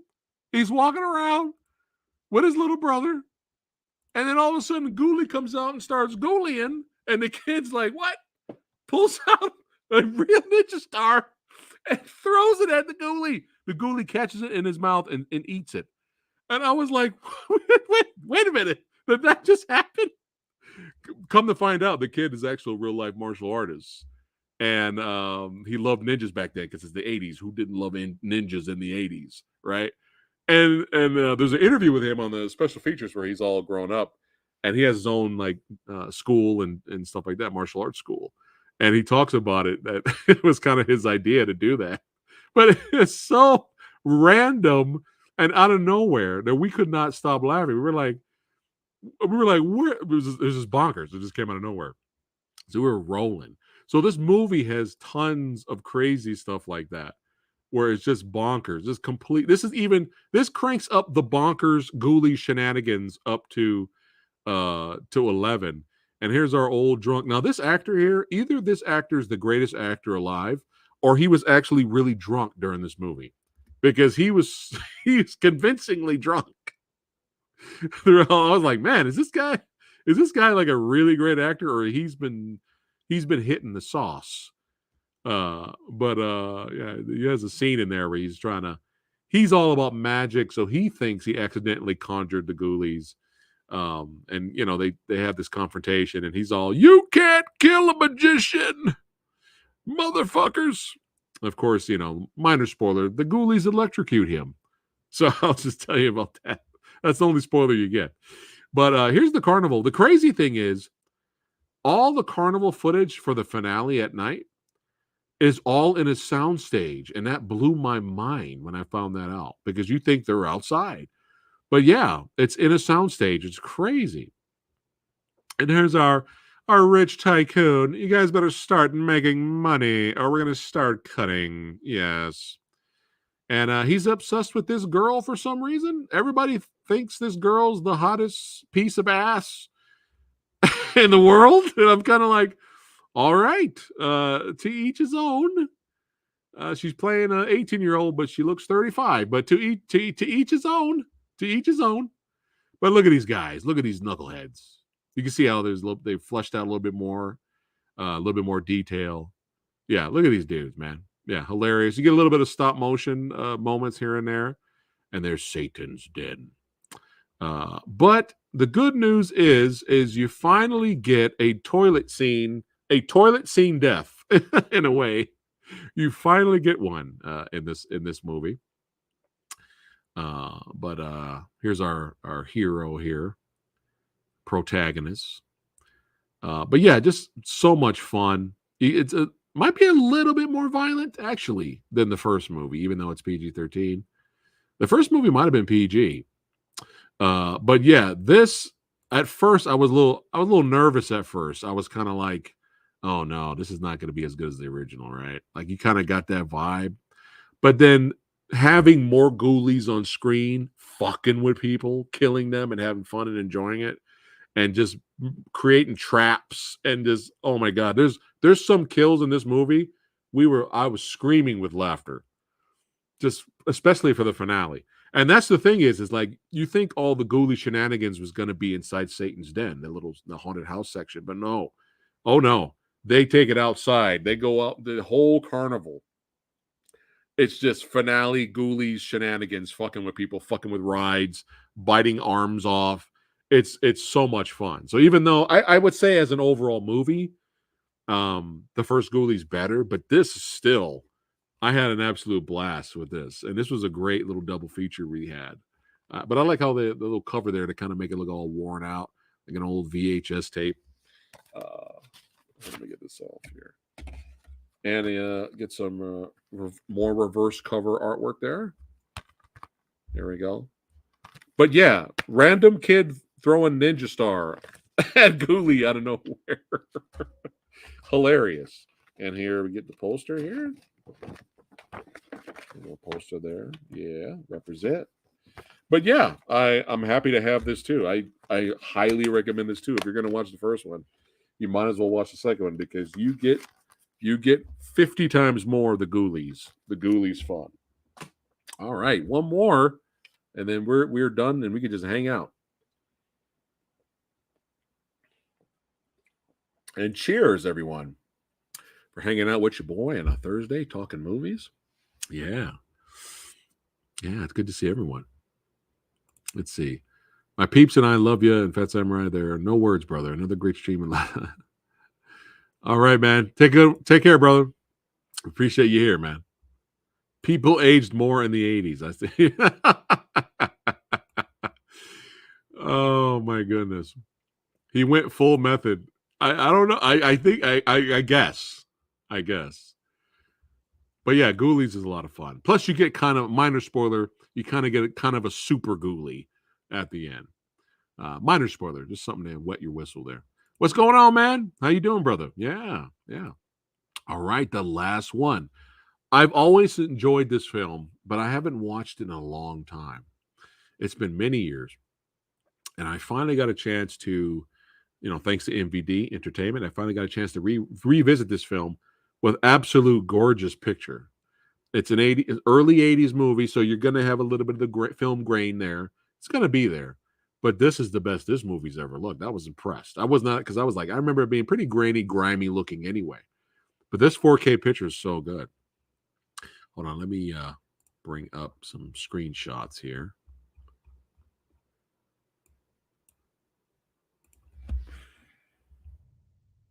There we go. There we go. All right. Yeah, high rating for the 4K transfer. High rating for the 2K transfer as well. All right. Let me get rid of Ghoulies too, and I will bring up this movie right here. And I was curious. I've always enjoyed it. I always thought it was a fun film. But again, when you didn't watch something in so long, you revisit it, you remember like, oh man, it wasn't as good as I thought it was, right? Or it could be the opposite. You'd be like, oh man, I like this movie even better, right? But we're talking the 4K release, Swamp Thing. I know there's more of that, but I forgot the cartoon theme song, okay? It's been a long time, God damn it. But yeah, Swamp Thing, classic artwork, again from MVD. All the good. Let me bust out the poster now. Is this a reversible artwork? No reversible artwork for this one. But this also has, there you go, comes with the double, got the Blu-ray and the 4K there. And get this bad boy open. There we go, poster. Love it. Also starring the amazing, everyone loves her, and Lady Phat calls her Adrienne Barbeau. So also starring Adrienne Barbeau. Just in time, Johnny. Just in time, man.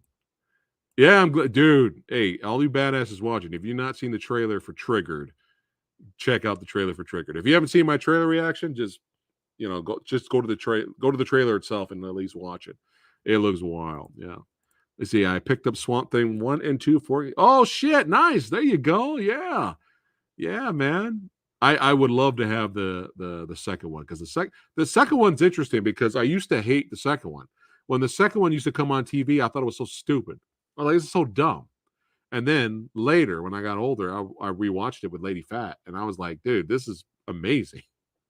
This is even more comic booky and over the top and fun.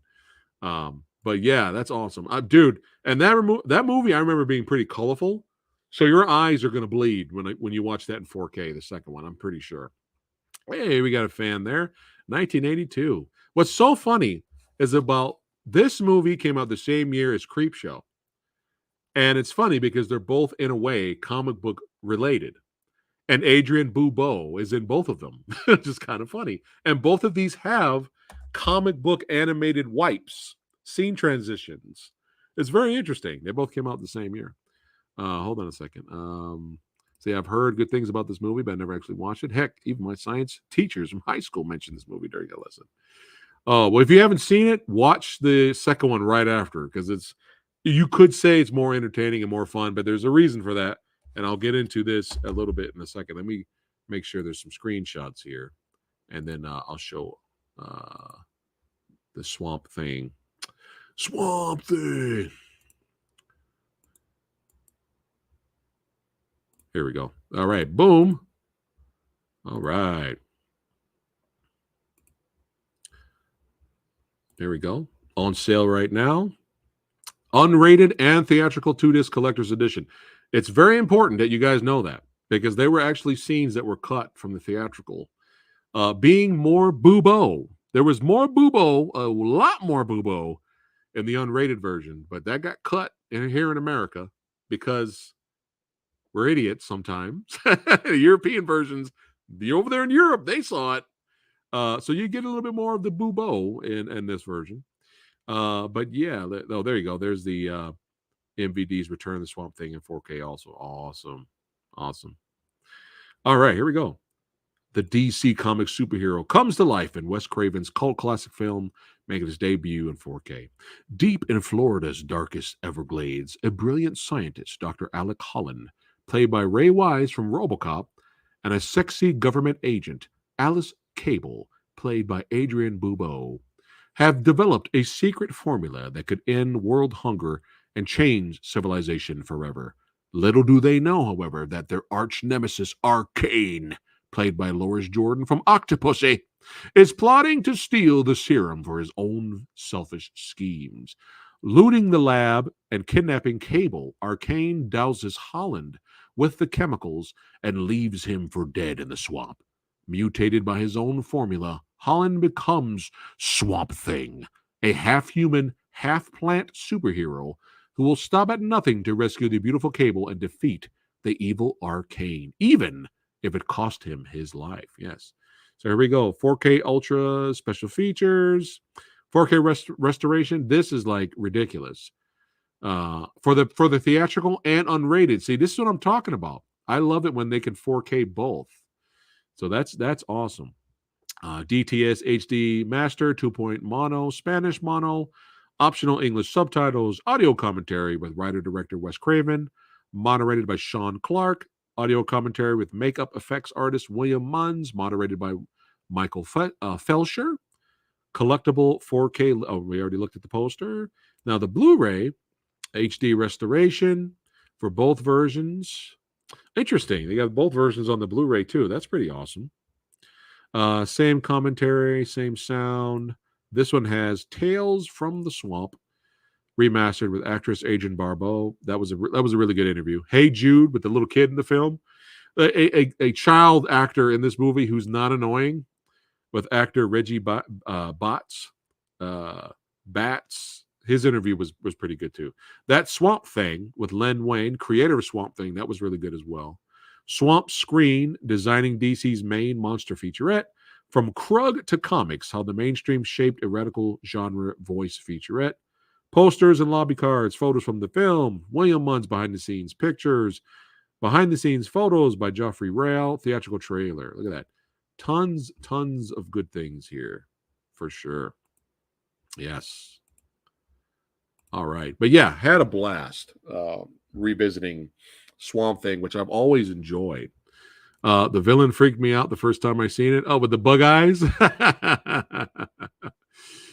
I have not seen Gamera yet. I heard it's good. I think Rob told me he loved it. So, hold on. I'm catching up to you guys' comments. Dungeons and Dragons versus Dungeons and Dragons 2000. Honor Among Thieves. Maybe.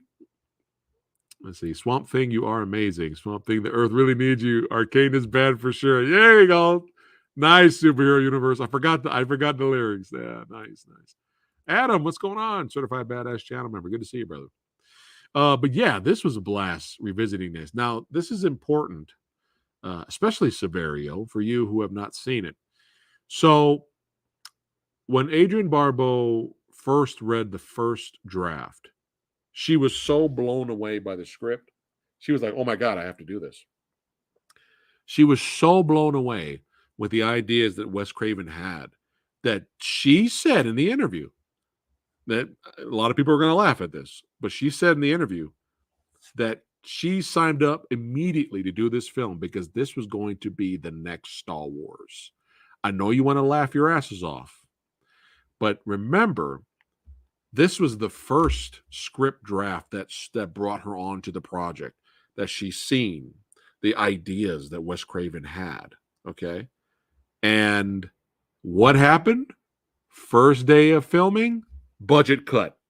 First day of filming, studios already backing out, already cutting Wes Craven's budget. And the more the movie went along, the more budget they were cutting. They couldn't even afford extras. You may see a few people a couple of times, but you'll see the same people. That's how low budget the movie is. So she's just there doing her job. And when she actually saw this in theater, she was disappointed because she expected a lot more from it because she remembers that original script and those ideas, those big, huge action set pieces ideas that Wes Craven had. And she was kind of disappointed. But the funny thing is she was the only one disappointed because when this came out, it did well. It did pretty decent financially. It didn't bomb. And a lot of people enjoyed it. And she was like, well, what do I know? Good thing I'm not a film critic. That's what she said in the interview. But she's so happy that over the years, so many people love her in that movie, even though she was always concerned. But the way she looked in that movie, she thought she looked terrible. And it always bothered her. But she so happy that there's so many fans for Swamp Thing. So just remember that. All of you superhero fans or people just want to see the film. Or if you like monster movies or sci-fi films, a little tiny dash of horror in there. Just remember, it's low budget, and Wes Craven basically did the best he could with what he was given. With that said, it's still really entertaining. Really entertaining, and there's that slice of humanity in there. You get some fun action here and there, but you can tell that the finale was supposed to be something bigger. You get kind of a monster battle fight, kind of, at the end, but you can tell the effects for the creature were probably supposed to be a lot more to it. And there's like a scene in the mansion at the end where there's the villains mansion where it's filled with tons of people with more girls and more boobs, but like they disappear the next morning. This is a minor spoiler. You never see them again. So either they ran out of money and couldn't pay those people to hang around to get killed, or you could tell like the villain had a whole bunch of minions with him. What happened to those minions? It's like everyone disappeared, and it was just like, all right, let's just get to the one-on-one fight at the end, and let's rush it, get through it, and we're done. But you can tell right there that there was supposed to be so much more to the film. But what you get there is you believe it or not, you get the humanity, you get the heart. Great performance by who plays the monster version of Swamp Thing. What's his name? Dick. Is it Dick Durdock? I think it's maybe Dick Durdock, but yeah, I really enjoyed it the second time I watched it around. And even though Adrienne Barbeau kind of became kind of a damsel later, she was fucking badass in the beginning, man. Like she's an agent. So when you have Arcane's men kind of attack Ray Wise, his lab and shit, because they want the secrets, take over the world, blah, blah, blah, right? She fucks some dudes up. Like she just assault rifles some dudes. She takes one guy down, she elbows his stomach, hits him in the head, punches him, and just like convincingly. I was like, dude, Adrienne Barbeau can kick fucking ass. I wanted more of that. It would have been fun to see more of that, but she kind of just came more of a damsel later. Let's see. I'm curious what the movie is going to be like. Right? Like, I want to know the original script. I mean, maybe in the audio commentary with Wes on here, he can explain his other ideas. But let me bring up some screenshots so you guys can take a look at Swamp Thing. But yeah, just a lot of fun. Me and Lady Fat Blood had a lot of fun revisiting some swamp in the thing. But look at how high those ratings are for everything. Picture, audio. But there she is. Yeah. She was badass. And there's our villain Arcane here. But yeah, this picture, these screenshots don't do it justice, but it's the best this movie's look. But yeah, here we go. Dick Durdock. Oh, I was right. Yeah, he was great. This guy's huge, by the way. But he was great. He was able to, with all that makeup on his face, he was still able to emote and show emotion. And he did such a good job. But yeah, again, a lot of comic booky shots, which is so well done. And the crazy thing is that the creator of Swamp Thing, the original creator of Swamp Thing, he was saying in his interview that the whole beginning, which leads up to the creation of the monster, and the villains attacking the lab was literally almost shot for shot like the comic book. It was so good. It was so well done. And it was a crazy stunt. Blu-ray.com, you guys are fired. You need more screenshots, man. But there is a crazy stunt when a character gets lit on fire and he's running. He's on fire before he leaves the hut he's in, the house he's in. Well, as soon as he goes out the door, there's another explosion, like hitting him from behind. And then he's still on fire, running, which seems like fucking forever to get to the water. Like, it's a crazy, mad stunt. But you do get some fun little action here and there, you know. Swamp Thing, like, guys in the boat. Swamp Thing punches the boat flips over. You get some fun stuff. Yeah. And yeah, you get, like I said, you get the humanity, you get the heart. Highly recommend Swamp Thing. And not only do I feel that it's an underrated comic book film, I think this is an underrated Wes Craven movie. This is one of those movies where the first thing you think of Wes Craven, you don't think of Swamp Thing, right? Kind of like Martin Scorsese, right? You know how many people I've told them that Martin Scorsese directed Cape Fear, and they're like, "What?" Yeah, when you think of Martin Scorsese, Cape Fear is not the first thing that pops into your head, but Cape Fear is fucking amazing. So yeah, I feel it's a very underrated comic book movie and Wes Craven film. It's a good time. Just got to forgive the budget, and you'll have a great time. All right, that's it. We made it. Holy shit! It was almost 2 hours. I'm sorry, but I had to tell you guys about these movies. So again, if you guys are interested in all the titles I talked about tonight, check the links in the description for more details. And now, us badasses can hang out for a little bit and live Q&A time, talking movies and pop culture. They say that was the pig guy in the pic since the formula. Yes, yeah, yes. They say, would have gotten more love if it wasn't connected to DC. That's possible. That is possible. Got respect for Miss Barbeau. Yeah, she looked. I mean, I don't know how old the interview was on the Blu-ray, but she looked good in the Blu-ray. She's amazing. I would love to meet her and interview her in the future, or at least meet her at a convention or something like that. But yeah, tonal wise, Return of Swamp Thing is like even more crazy and bonkers.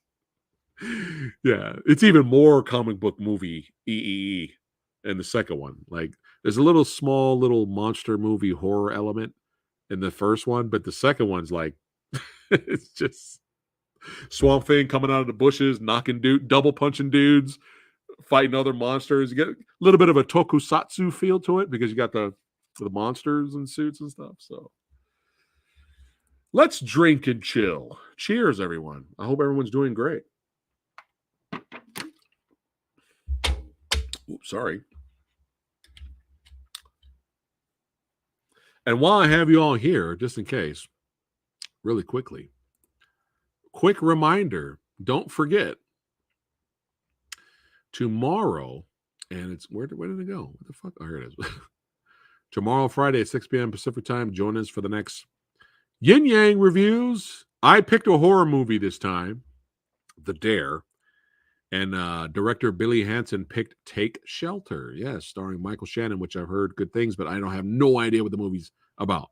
So I'm going in blind. So join us tomorrow at 6 p.m. Pacific time for the next Yin Yang. But later Friday night, it's going to be late, but it's going to be worth it because me and Lady Fat Bud are going to be talking about these movies at 11:30 p.m. Pacific time live for these big films right here. Member Berry movies. That's right. Super Mario Brothers, The Flash, Transformers, Rise of the Beast. So don't forget, Friday night at 11:30 p.m. Pacific. Join us for that. And if you can't make it, just make sure you watch it later and have fun. Because we're going to be honest, and we're going to talk about what we liked and what we didn't like about each project. So we'll get into that. So it's going to be hilarious. Cheers. Yes. Cheers, everyone. Yes. Yeah. So why I got you guys here. Don't forget, we got a lot of stuff tomorrow to talk about. Any good movies you guys seen lately? Anything coming out this weekend?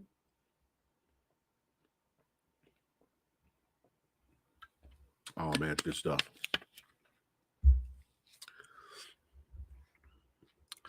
Any recommendations? Yes, but if I get hit in the face again, then I still need some tweaking. I gotta do something.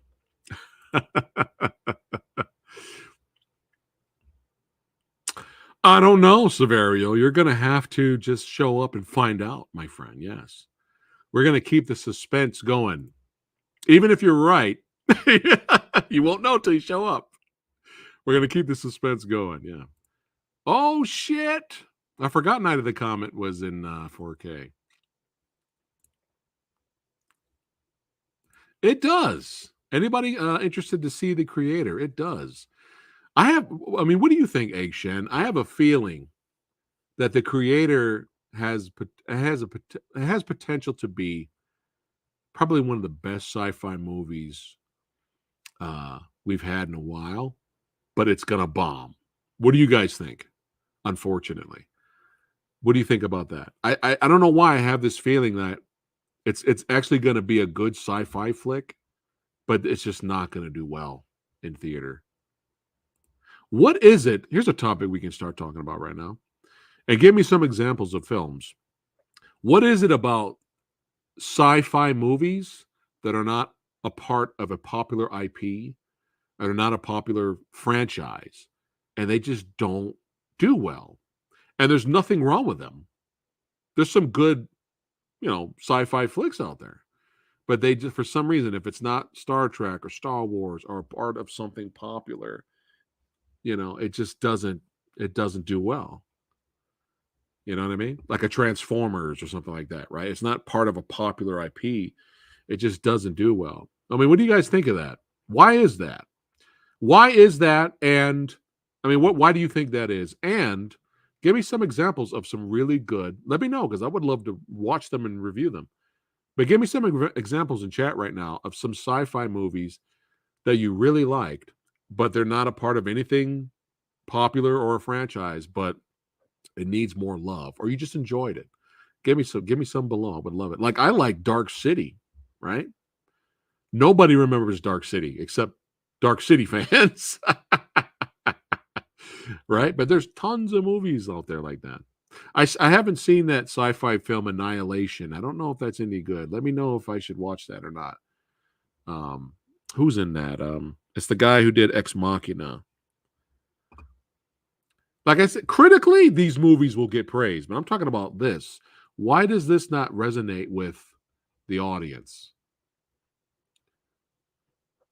Oh, let me catch up to you guys. There we go. We got more interesting creator. All right. We still need to hang and watch King Kong Lives. Do you got to work Sunday? Because that kind of sounds fun, bro. Saturday.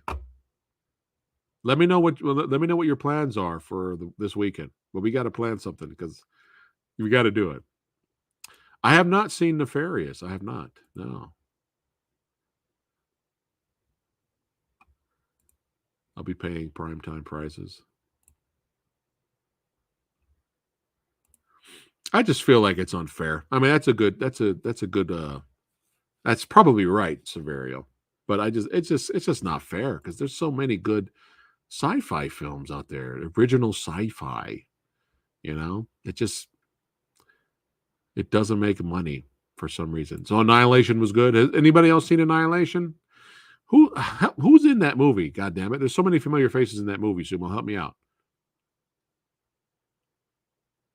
I enjoyed Ex Machina. I thought Ex Machina was good. I didn't suck the dick of it like a lot of people were, but I really liked it. I really liked it a lot. Okay, let me know what's up, man. I'll get a heads up to Lady Phat, so that way, I got to check with Lady Phat too, so we both have to check. Now, here we go. Here's a good one. Yeah, you guys, see, this is why you guys are my peeps. Yes, exactly. Event Horizon. Yes. And Egg Shin, if you are unaware, me and Alex Chung, martial artist filmmaker, reviewed Event Horizon here on the channel. If you want to check out that fun, hilarious review. But yeah, really enjoyed Event Horizon. Outlander's great. 2010, the year we made contact, was good. I still have not seen that, Anthony. So that was pretty good. Interesting. All right, we got more fans for Annihilation. Okay. Have you guys seen Moon? Moon and Sunshine were good. Moon and Sunshine were pretty good sci-fi movies. The only problem with Sunshine was the third act of the whole movie was perfection, but then they did something with Mark Strong's character at the end that was just like, why did we do this? And it kind of threw the movie off from being an A+, but it's still worth watching. But yeah, Moon was really good with Sam Rockwell. Fifth Element.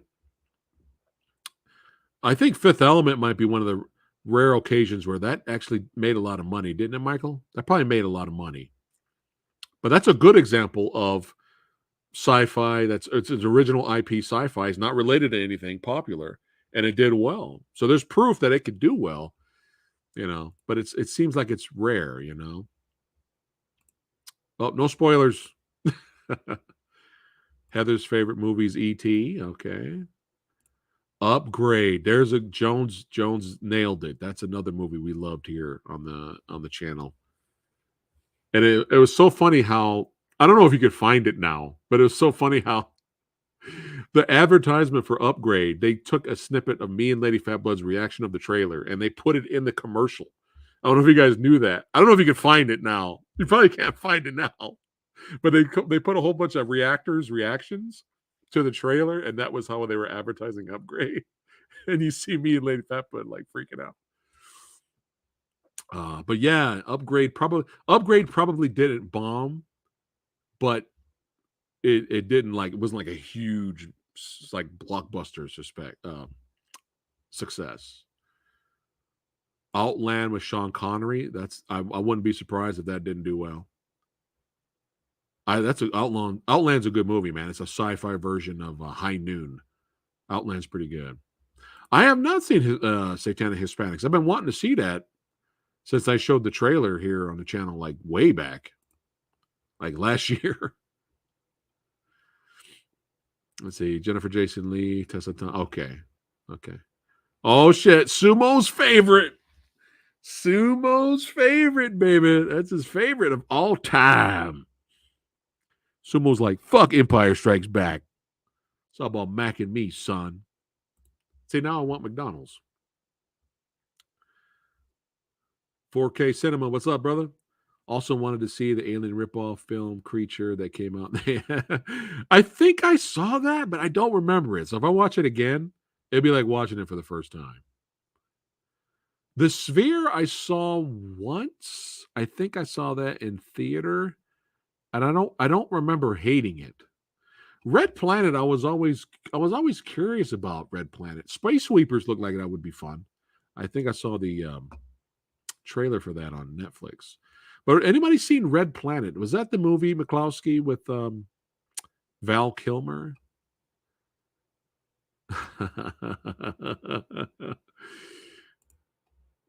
The Monolith Monsters, 1950s. Really? The Monolith Monsters. Children of Men, we see with one other person. That sounds about right. Critically, that did well, but we're talking financial right now. Yeah, so if Mac and Me ever came out on 4K, this will be Sumo's reaction. I had to do it, Sumo. You know I had to do that, right?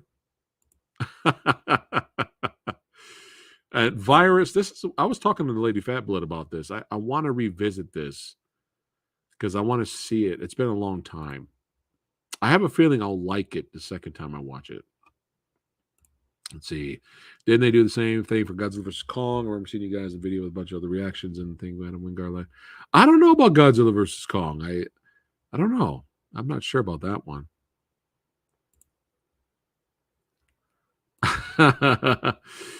Oh, this is a fucking shame. Jesus Christ. The Iron Giant did not do well financially. That's fucking horrible. What a great movie that was. That was another I wish I saw it in theater. That was another pleasant surprise. You know, like my buddy, my buddy had an Iron Giant plush sitting in his back seat with a seatbelt on it. Now I want to do that with one of the Ghoulies. But and I think he had like a figure or something like that too on his dresser. And I was like, dude, is that movie really that good? He had a poster too. I was like, dude, is it really that good? He's like, sit down, my young Padawan. And I was like, all right, fuck it, I'll watch it. And then as soon as it got to that Superman scene, I was like, God damn it. I was like, God damn it. I'm not crying. Yo, hey, homie, you got some onions around here? Why you got onions in your room, son? Yeah, I was like, God damn it.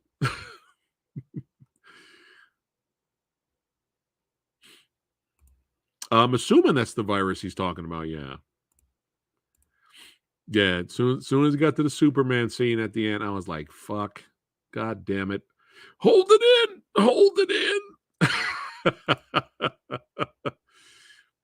Sinbad and Eye of the Tiger. That's OG, isn't it? OG.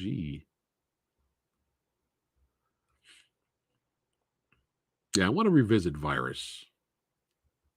I definitely want to do that.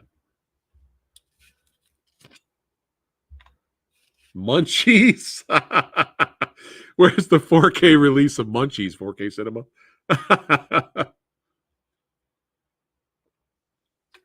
You'd be surprised what movies come out on 4K or Blu-ray, and then you're like, but there's no like 4K of True Lies or anything. But you never know. You never know what's out there right now.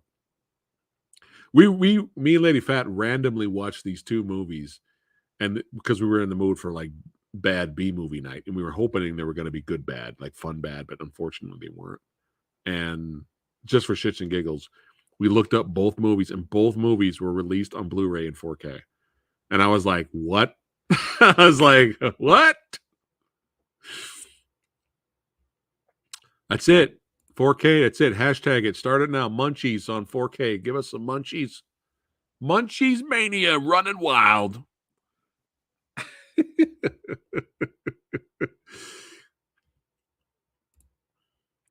You should try G Fuel. They have some very good flavors and zero sugar. This has zero sugar too, my friend. Okay. You like my George Clooney? You like my George Clooney Batman impression? Hey, Poison Ivy, what can I do for you? I think we tried G Fuel back in the day because of all the hubbub around it. I think it was fine. I think it was all right. But then again, there's been 5 billion new flavors since we did it back in the day. We had like the generic flavors, so you never know. I may just try some G Fuel. Dragon Slayer. Oh, yeah, that's some good 80s right there. Clash of the Titans, one of my favorite movies when I was a child. I love it now, still. Yeah. Mission to Mars. I have not seen that either. That's it. Munchies versus Ghoulies throwdown, man. Oh, look at that! Another badass in the chat. Another one who watched Last House on the Left. Nice.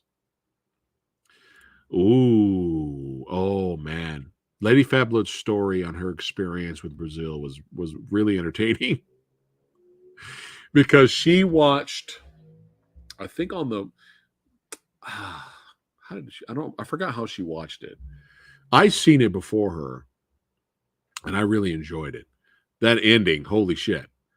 But she watched it, and then immediately right after, she watched the TV version of it. And she was like, holy shit, what is this? Totally different ending. happy ending scenes were taken out of the regular movie, and so scenes in the movie that remained didn't make sense. It was like a shit show, and I think it's on the Blu-ray or whatever. I forgot how she watched both, but yeah, Brazil's great. I don't know if financially how that did, but that's another good example. A very original sci-fi. It's like I'm sure if you just randomly walk up to somebody, be like, "Hey, have you seen Brazil? I've been meaning to visit there," but that's probably the answer you're gonna get.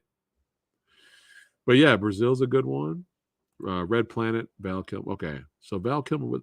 Yeah, I was always curious about that one. Oh, Scanners, Trancers.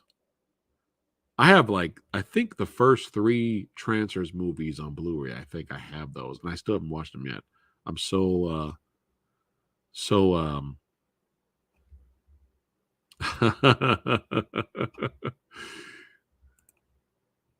I'm fired for not watching those yet. I think that might be on the list for the next B movie night, fun B movie night. We'll do the Trancers movies.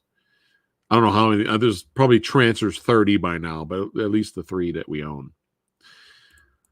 I've seen Eden Lake once, and I hated it. I know Screamers are solid. Yeah, I remember it being kind of pretty fun.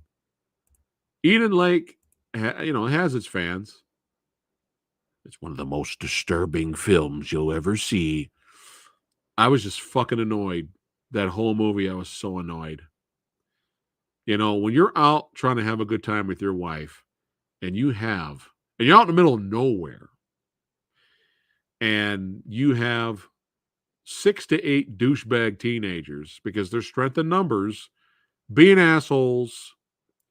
You're just gonna walk over there and try to fuck with them. It's like, no, dude, you ignore it and you move on, okay? Because look what happened in the movie. And then that ending, dude, I was like, oh my god. It's like Jesus Christ. Yeah, I understand why people are fans of Eden Lake. Like, I get it, I understand it, but I was so frustrated. I can only take dumb people making dumb decisions so much throughout the film.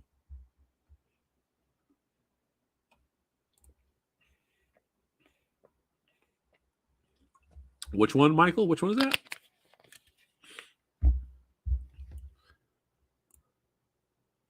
Oh, Johnny Mnemonic. Oh man, we had fun watching that one. Me and Lady Phat. That was a blast. Yeah, more love for Enemy Mine. Yeah, yeah. Those of you who have not seen my video with the cast of the sci-fi film Alien Planet, check it out. Check out that interview. It's a fun interview. And Rob from ETN is there. But that movie has Enemy Mine inspired moments throughout that film. Lady in White. No. No. Yes. Yes. Like, people are human. People are going to make mistakes. But when you're constantly making mistakes throughout the whole movie, it's like, okay, well, will somebody just kill this person? Eat and Run. No. Speaking of eating and running, my allergies have been a pain in the ass today, so I gotta go blow my nose. I'll be right back. Sorry, no sexy Selma Hayek gif to play, but I'll be right back.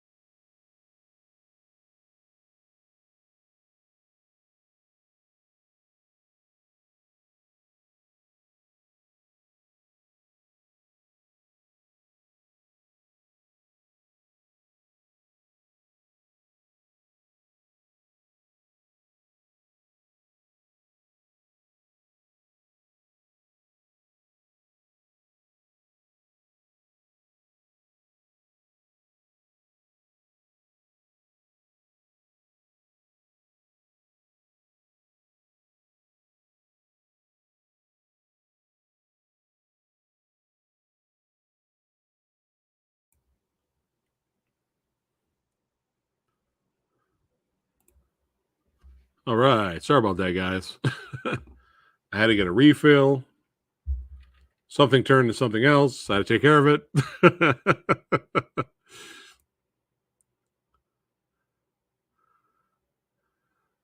I'm catching up to you guys. I'm catching up. Hold on. I'm going back to the top.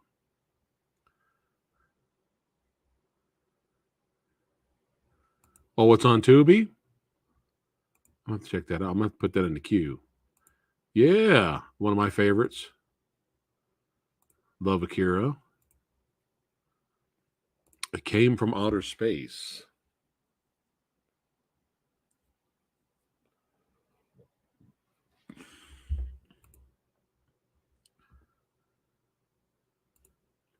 Yeah, Enemy Mine's pretty good. I don't even know if that's on Blu-ray.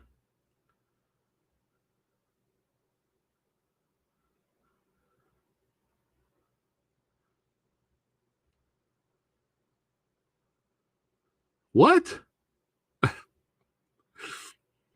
How is there a second one? He hasn't hit me up with that. I thought he did something like I thought he did that already without me. A Haunting in Venice. Oh, that comes out, right? That come out this week? Any of you guys interested in that? Yeah, I've only seen this. I think I saw this in theater when it came out. And me being young then, I enjoyed it a lot. I don't know how I'd feel about it now, but I'm sure I'd enjoy it. Now, McCloskey, how was Talk to Me? I want you to be honest. Was it just a well-made horror film, or was it the scariest and greatest horror movie ever made? Let me know. Gonna like eat and run. Ooh, I'm gonna have to check it out. Is there any streaming services that's showing this movie? Is it on Tubi? Okay, cool. Nice, Heather. I'll have to check it out then. Maybe I'll do a trailer reaction to it for the members. I had to get a refill.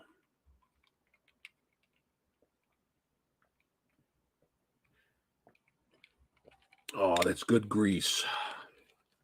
There's a good oil there.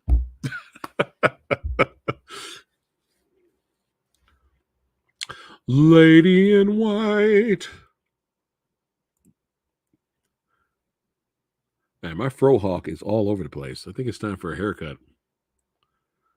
It's the It's the scariest movie you will see this year.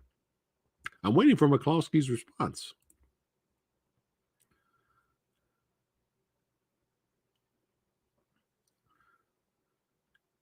Because a couple of people I know saw it, and they were like, it was a very well done horror film, and they were entertained. They enjoyed it, but it was overhyped in their opinion. Yeah. Hey, do you work later?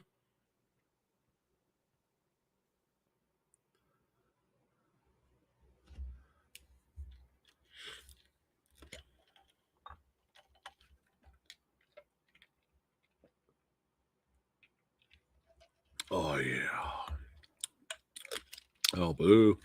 I was going to send you an invite.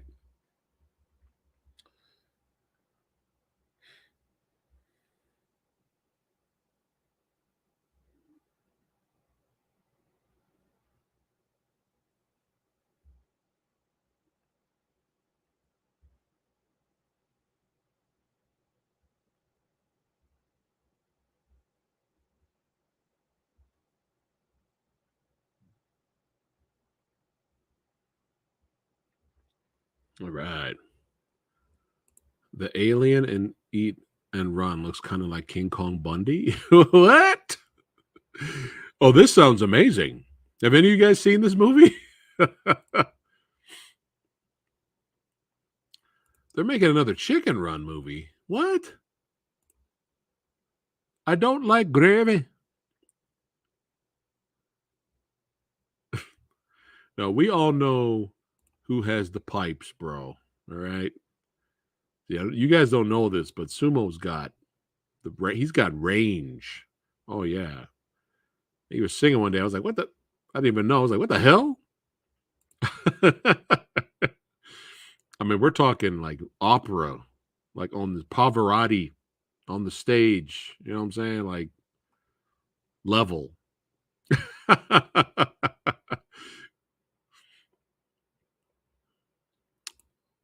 What's going to be on Netflix, Severio? Um, oh, the Chicken Run sequel. Oh, okay. Took them long enough. Oh my goodness. Has anyone seen Wallace and Gromit? What was it? What was it? The Curse of the Were Rabbit or something? Has anyone seen that movie?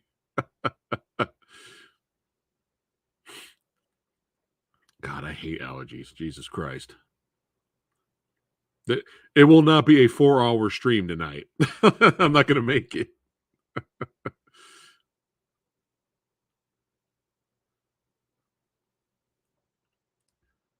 Let's see. The first 4 episodes of Transformers is like a good movie. We talking about G1 series? Which series are we talking about, Michael? War for Cybertron. Yes. Especially when you can't really control it. You can't really do anything. And I already took like allergy medicine earlier. So I'd be way worse right now if I didn't have it. I'll be looking and talking like motherfucker from RoboCop. Help me! I'll be walking around the house like this. I'm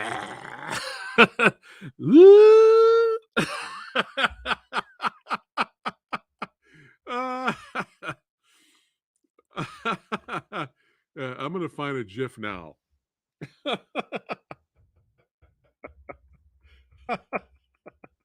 I'm finding a GIF. Oh, come on. Hold on. If I can't find it, if I can't find a GIF, here we go. I found one. I'm trying to find a good one.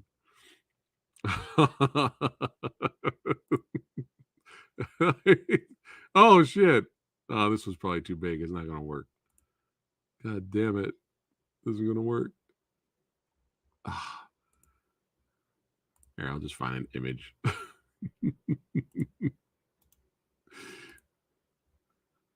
This has to be done.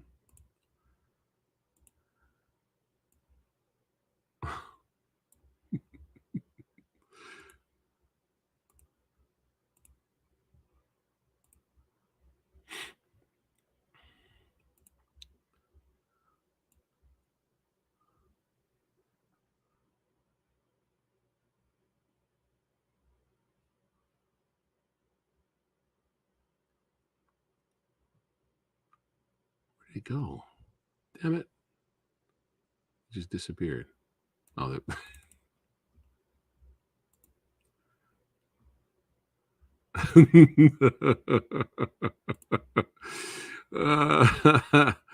Yeah, so G1. Oh yeah, man. Yeah, so if you guys are ever curious, the worst ever Samurai Guy is with how he looks and feels and sounds when I'm full tilt allergies, no meds, nothing. Like it's just the worst ever, whether it's weather change or whatever it is. This is what I look and sound like. Help me.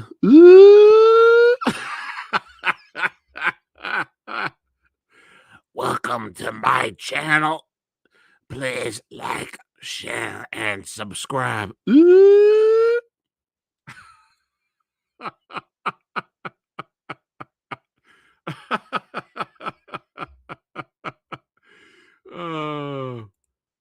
Join the movie dojo army.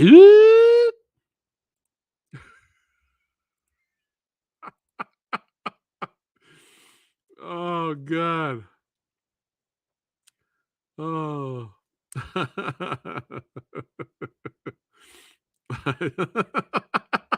See, Sumo knows. He knows. I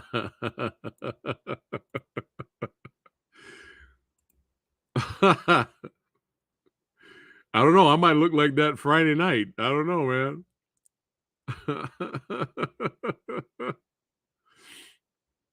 They did do him wrong, Splat. Yep.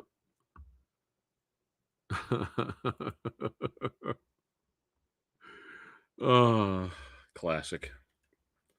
Now, where's the action figure of that guy? I'm surprised that hasn't happened. Imagine a Funko Pop of that guy. Could you imagine? I mean, action figures for anything. Yes. Yeah. Come on. Don't touch me, man. Hey, that's our Swamp Thing actor earlier. That's right. Yeah. Ray Wise. Yeah. Tell me you would not want to own a little, small, adorable Funko Pop of this. Come on. And it makes sounds too. So every time you pick it up, it just goes, ooh. I'd buy that for $1. He beat me to it.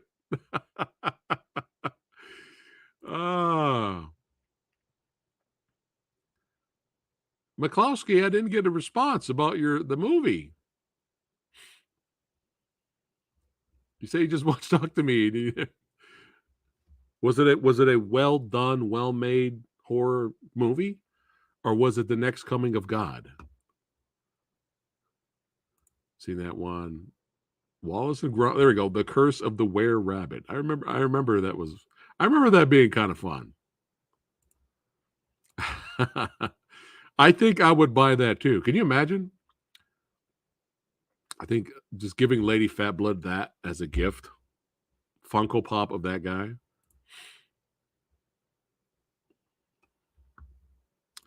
No, I heard you. Yeah, it's been like I think a millennium since the last time we bought a Funko Pop. I think we're done, Heather. I think we're done. I think we reached our limit. We're good. We got enough to last us a lifetime. We're good. I think I remember. But Hugh, almost said Hugh Grant, Hugh Jackman, right? I've only seen it once, but I don't remember hating it. I remember there were some parts of it that was seemed like it was kind of fun, but I don't remember. It's been a long time.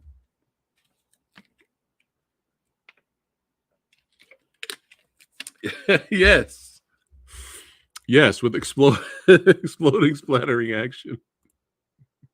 Or you know how they have those Funko Pop like deluxe sets that kind of they like show like it's like a movie, right? You know, scene from the movie. And that'd be hilarious. You have Funko Pop fucked up acid guy, and then you got the car like just coming at it. He's just like, I'd buy that for $1. Uh-oh. I'm in trouble. I'm in trouble. Oh my god. Oh my god. Sumo just Well, I have to show you now. Oh my god. Do not tell Lady Fat Blood this. Please do not send her any messages.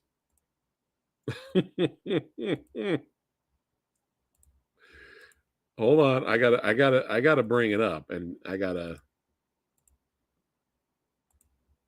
Yeah. Come on. All right, guys. I'm gonna show you right now. Do not tell her. Do not tell her, please, because I would love to buy this as a gag gift and give it to her. I can't believe this. Sumo, you've blown my mind like you always do. Look at this, guys. You guys ready for this? Holy shit, it exists.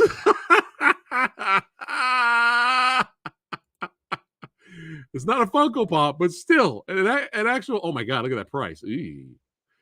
Oh my god.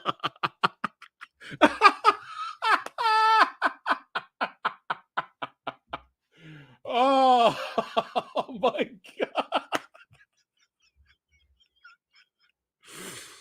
Oh God. It looks like this like retro style, right? Reaction. It looks like this old like retro, like almost old school G.I. Joe almost kind or size. Toxic Waste Thug. Oh my God. Yes. God damn. I don't know about that price though, but this would have been a perfect gift for Lady Phat. Oh my God, she would love this. But this is that's kind of expensive. But the fact that this exists. Ooh. I mean, the fact that this exists, this is hilarious. Is there a description? Oh, we got a glow in the dark one. We got a glow in the dark. That one's cheaper. Fuck it. Get the glow in the dark one. At least that one's cheaper. Fuck it. That's like $20 cheaper. Oh my God. There's no description. I just want to see what they would actually describe. There we go. I know you. You're dead. We killed you. Bad guy Emil Anatowski meets his poetic demise at the hands of RoboCop. Relive the moment of revenge with the toxic waste. Oh man, he's super small. It's almost 4 inches. Oh my God. Thank you, Sumo. Sumo, thank you, sir. That's why you're a legend, my friend. Oh my God. Yes, I was thinking about Sloth. Oh my God. Yeah, fuck it. Get the glow in the dark one. It's I was scared. I thought that's what was happening, but oh my God. Oh, how funny. You made my day, Sumo. You made my day. But yeah, just get the glow in the dark one if you want to buy it. It looks the same.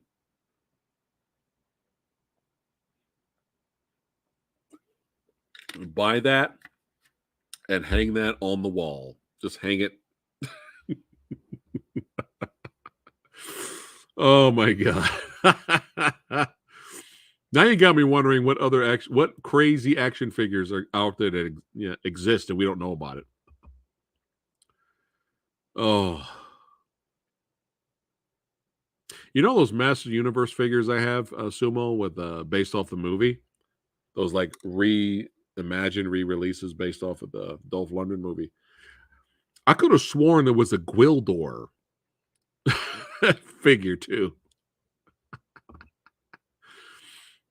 Oh my God. All right, brother. Thanks again for hanging out. Yeah, I'm only gonna go probably till we're streaming for 2 hours and 40 minutes. So I'll probably go an extra 20 and then call it a day. But yeah, man, good to see you, man. And thank you for giving us the gift of Toxic Waste Thug action figure. Oh yeah, that would be perfect too. Yeah, use it. Have it dangling from Christmas tree. Be hilarious.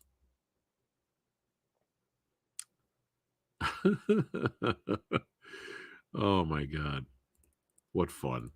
What fun! We have fun here. Give me something to look up, guys. To see. Give me something to look up to see if there's an action figure for it that actually exists. Let me know in chat, and I'll try to find it on Amazon.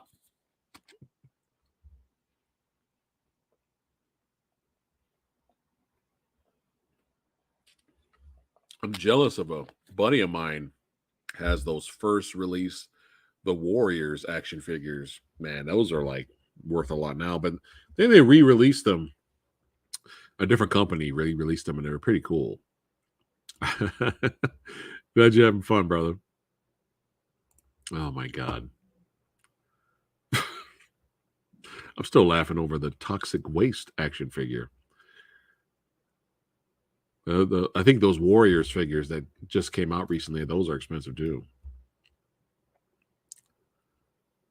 But yeah, any movie characters or cartoon characters or video games, that you think might be an action figure for. If you want me to try to find Jaws eating Quint, I did see that. I seen that one before. I think that was a Funko Pop. Jaws eating Quint toy boat. Let's see. Oh my God, there's there's several. Oh my God. Here, let me bring it up so you guys can see. Check this out, guys. Look at that. There's several of them. This is the one I remember. I remember seeing this one, this Funko Pop one. Oh my God. Oh, see now, if I give this to Lady Phat, she's gonna add all the blood. She's gonna add all the blood. Hold on, let me. Now see now what this is great, but what have made this amazing? If he had the machete in his other hand stabbing Jaws, then it'd be perfect. It'd be perfection. But that's still pretty funny. Let me go back to the other one there. I didn't even know there was another one. What? This is from NECA. What is it? This is like, is this their like cartoon line? Yes, Toonie Terrors. Yeah, so it looks like it's like a retro cartoon. Oh my God. It's pretty funny, actually. Oh shit. Look, it comes with it. You can set it. Oh my God. You can set it up. Oh, hilarious. Okay. This is amazing. There you go, guys. Amazing. Wow. Yeah, we'd have it set up like this. If we had this in our house, it'd be like this. Oh my God, that's fucking funny. Let's see, the Pit of Sarlacc. Talking Samuel Jackson from Pulp Fiction. There's no Pit of Sarlacc figure. Let's see if we can find it. You think there'd be one, right? Oh man, that made me smile.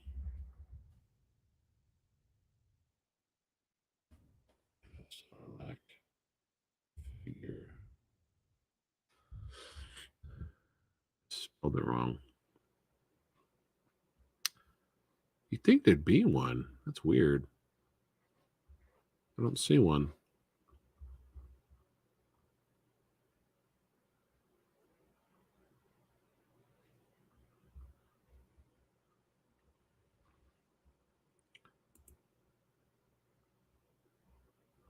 It has to be one. Oh well. It's weird. Bunch of goofy looking Godzilla bootlegs. Yeah, Eggshell. There you go. Yeah. You ladies of Spain. Did you see that video footage, Eggshell?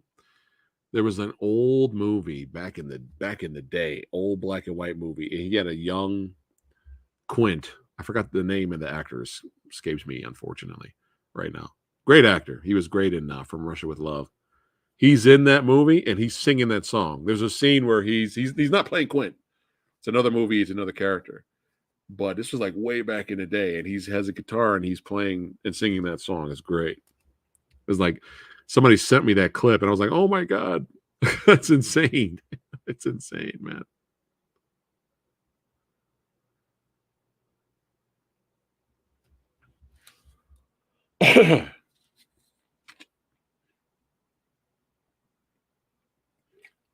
Robert Shaw, thank you.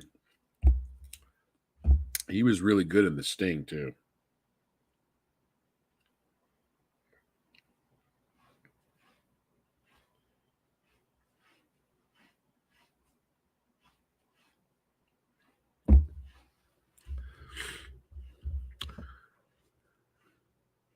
See, now you got more Jaws songs in my head now, man. Show me the way to go home. I'm tired and I want to go to bed. I had a little drink about an hour ago and it's gone into my head. Wherever I may roam, on land or sea or foam. Yeah, classic. Then you got to speed it up. Boom, boom, boom. Show me the way to go home. Boom, boom, boom. You got to speed it up.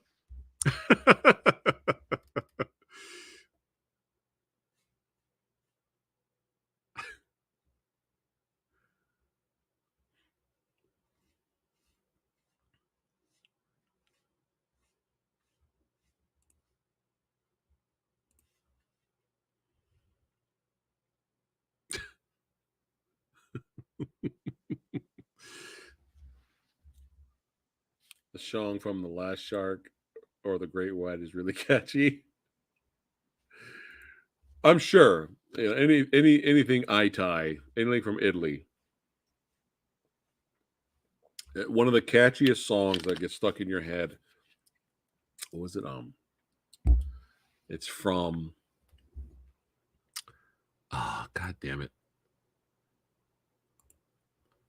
It is from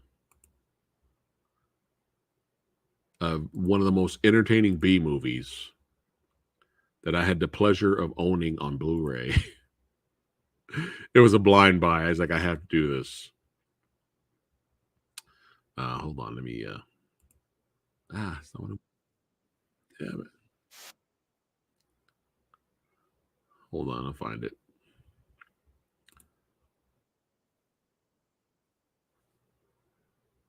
It is. Here we go.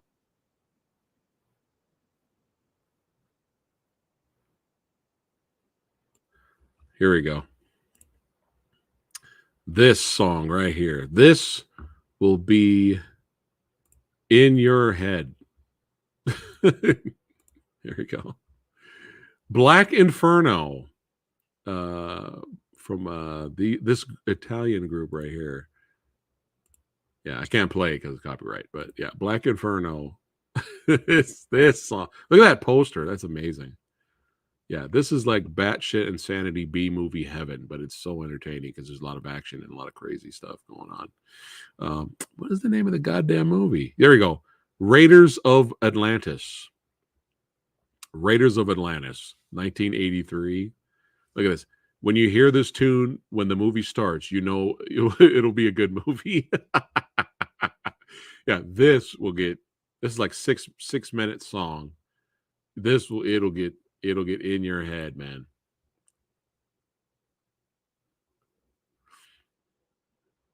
I'm surprised we never got like a remake of this thing. I'm kind of surprised.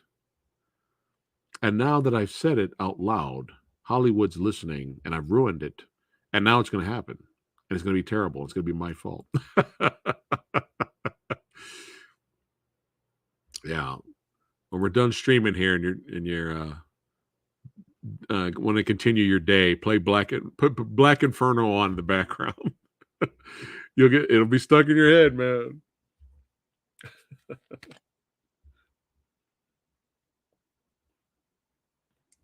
Uh-oh, Brandon found out Munchies is free on YouTube. Oh God. Are we gonna have to review and watch Munchies? Is that what we're gonna have to do here?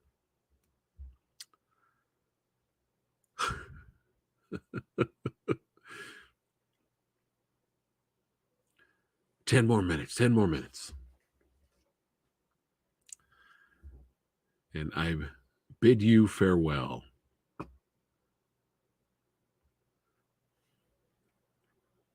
And Gizmo's he's getting antsy.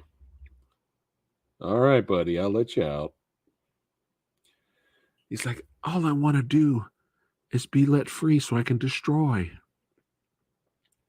Like he's looking at me. He knows I'm talking about him. Let me out. I want to destroy the house. He's looking at me.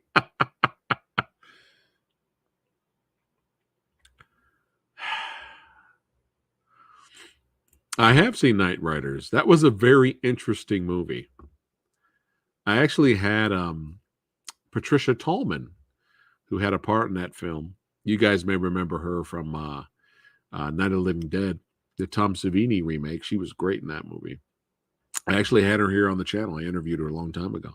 And we briefly talked about Night Riders. Yeah. That was a very interesting movie. There was definitely some things in there I liked. But I don't think there's anything in there I didn't like. It's just odd and interesting and weird, but kind of in a good way. It was entertaining, but she had a small part, but she was great in it. Night Train of Terror. Oh, I'm gonna have to look that up now. Dance with me. That's it. I'm making a horror song playlist on YouTube. I'm gonna put it in there.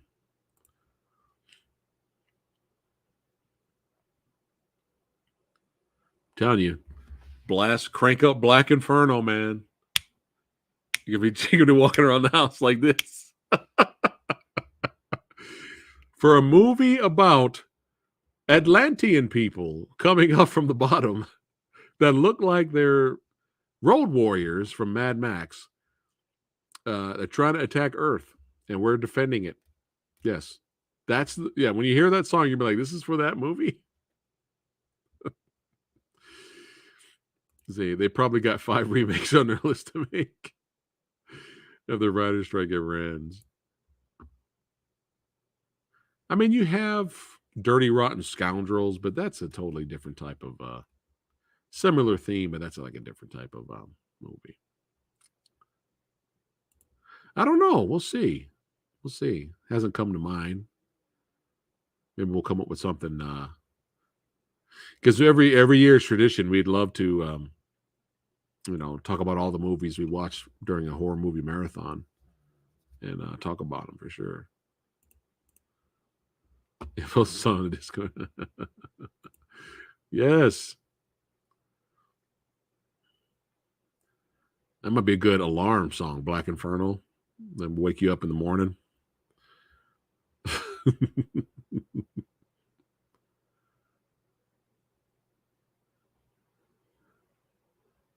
8 minutes. The countdown begins.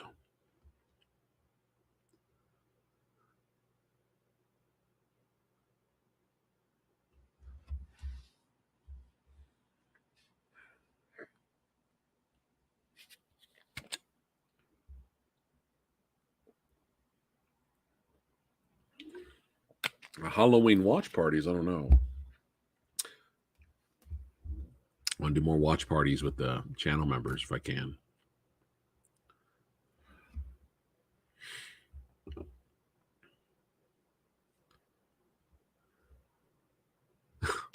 Well, we tried to watch The Hidden.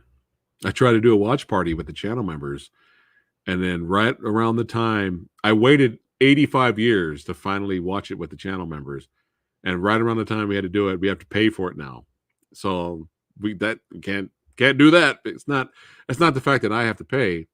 It's the fact that everyone has to pay because it's on Amazon Prime. So if I want to screen share it and invite people to like a watch party, they have had to have purchased it also so that we can watch it together. So I was like, well, fuck that. We're watching something else. At some point, I keep saying this, but at some point I just want to just buy The Hidden on Blu-ray and then watch it like that and review it for you guys. I thought I heard something about that too, like way back. I love Arachnophobia. We saw that in the theater. That was great. That was a fun movie, man. I love that movie. I saw that and I don't know what to think.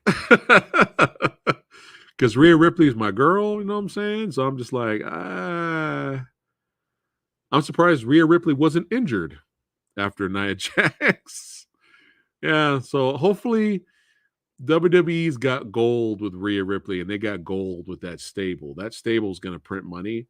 I hope they don't make any stupid, bad booking decisions that will derail that. So we'll see what happens. Maybe they'll, shake things up, bring Nia in, they'll feud.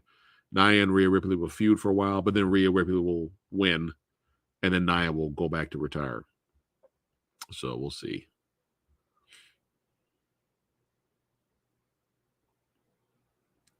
See, every year for October, I hear tradition of watching all the Goosebumps episodes. Oh my goodness. Look at that. All right. Why? What did you think, Tyler? Did you get excited? You were like, yeah.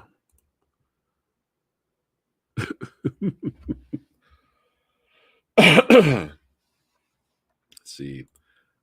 The Punisher. Oh shit. No way. That's awesome. How cool is that? But don't worry. Rhea will sell like crazy when she wrestles Nia. She'll make Nia look like $1 million.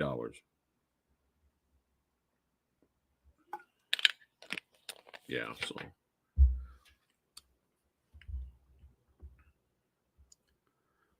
that's awesome. Punisher vest. That's what's up.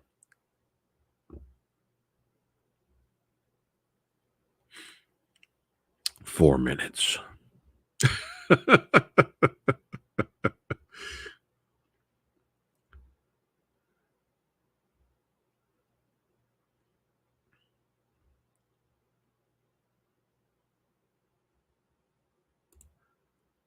Yeah, I think everyone does. I think everybody does.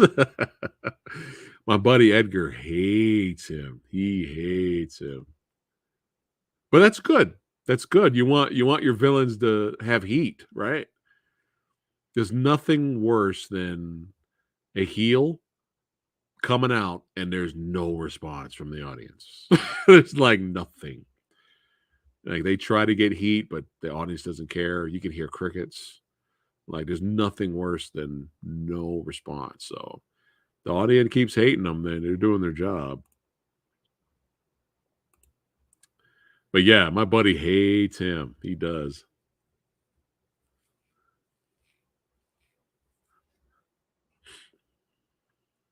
Which movie are you talking about, Severio?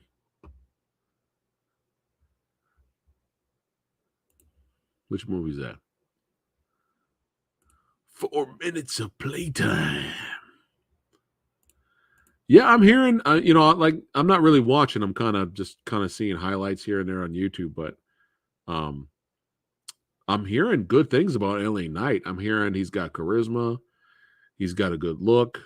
I'm hearing he's really great on the mic, and he's got some athletic skill. He's a good worker. I'm hearing nothing but really good things about that guy.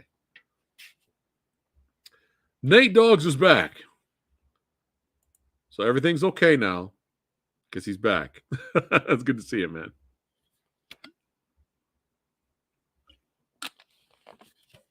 The live stream can now continue. It can continue for 2 more minutes.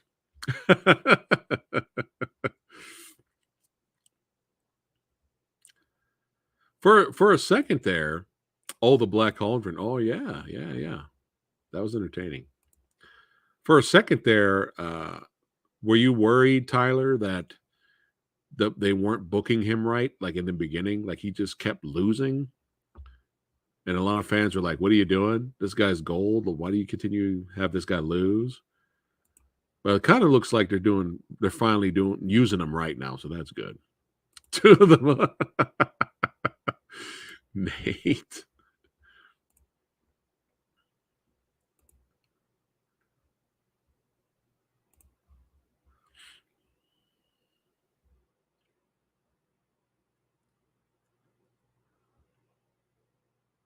One more minute. The countdown. Here it is. This is it.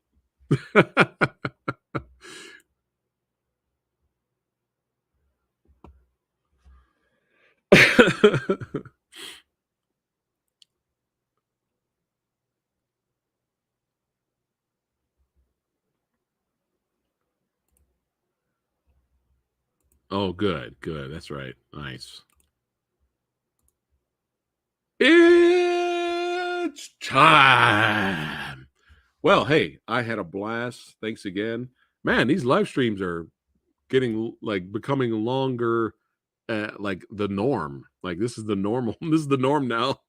We did 3 hours today. Last week we did 4 hours. But yeah, always a blast. Hey, don't forget, check all of the links in the description.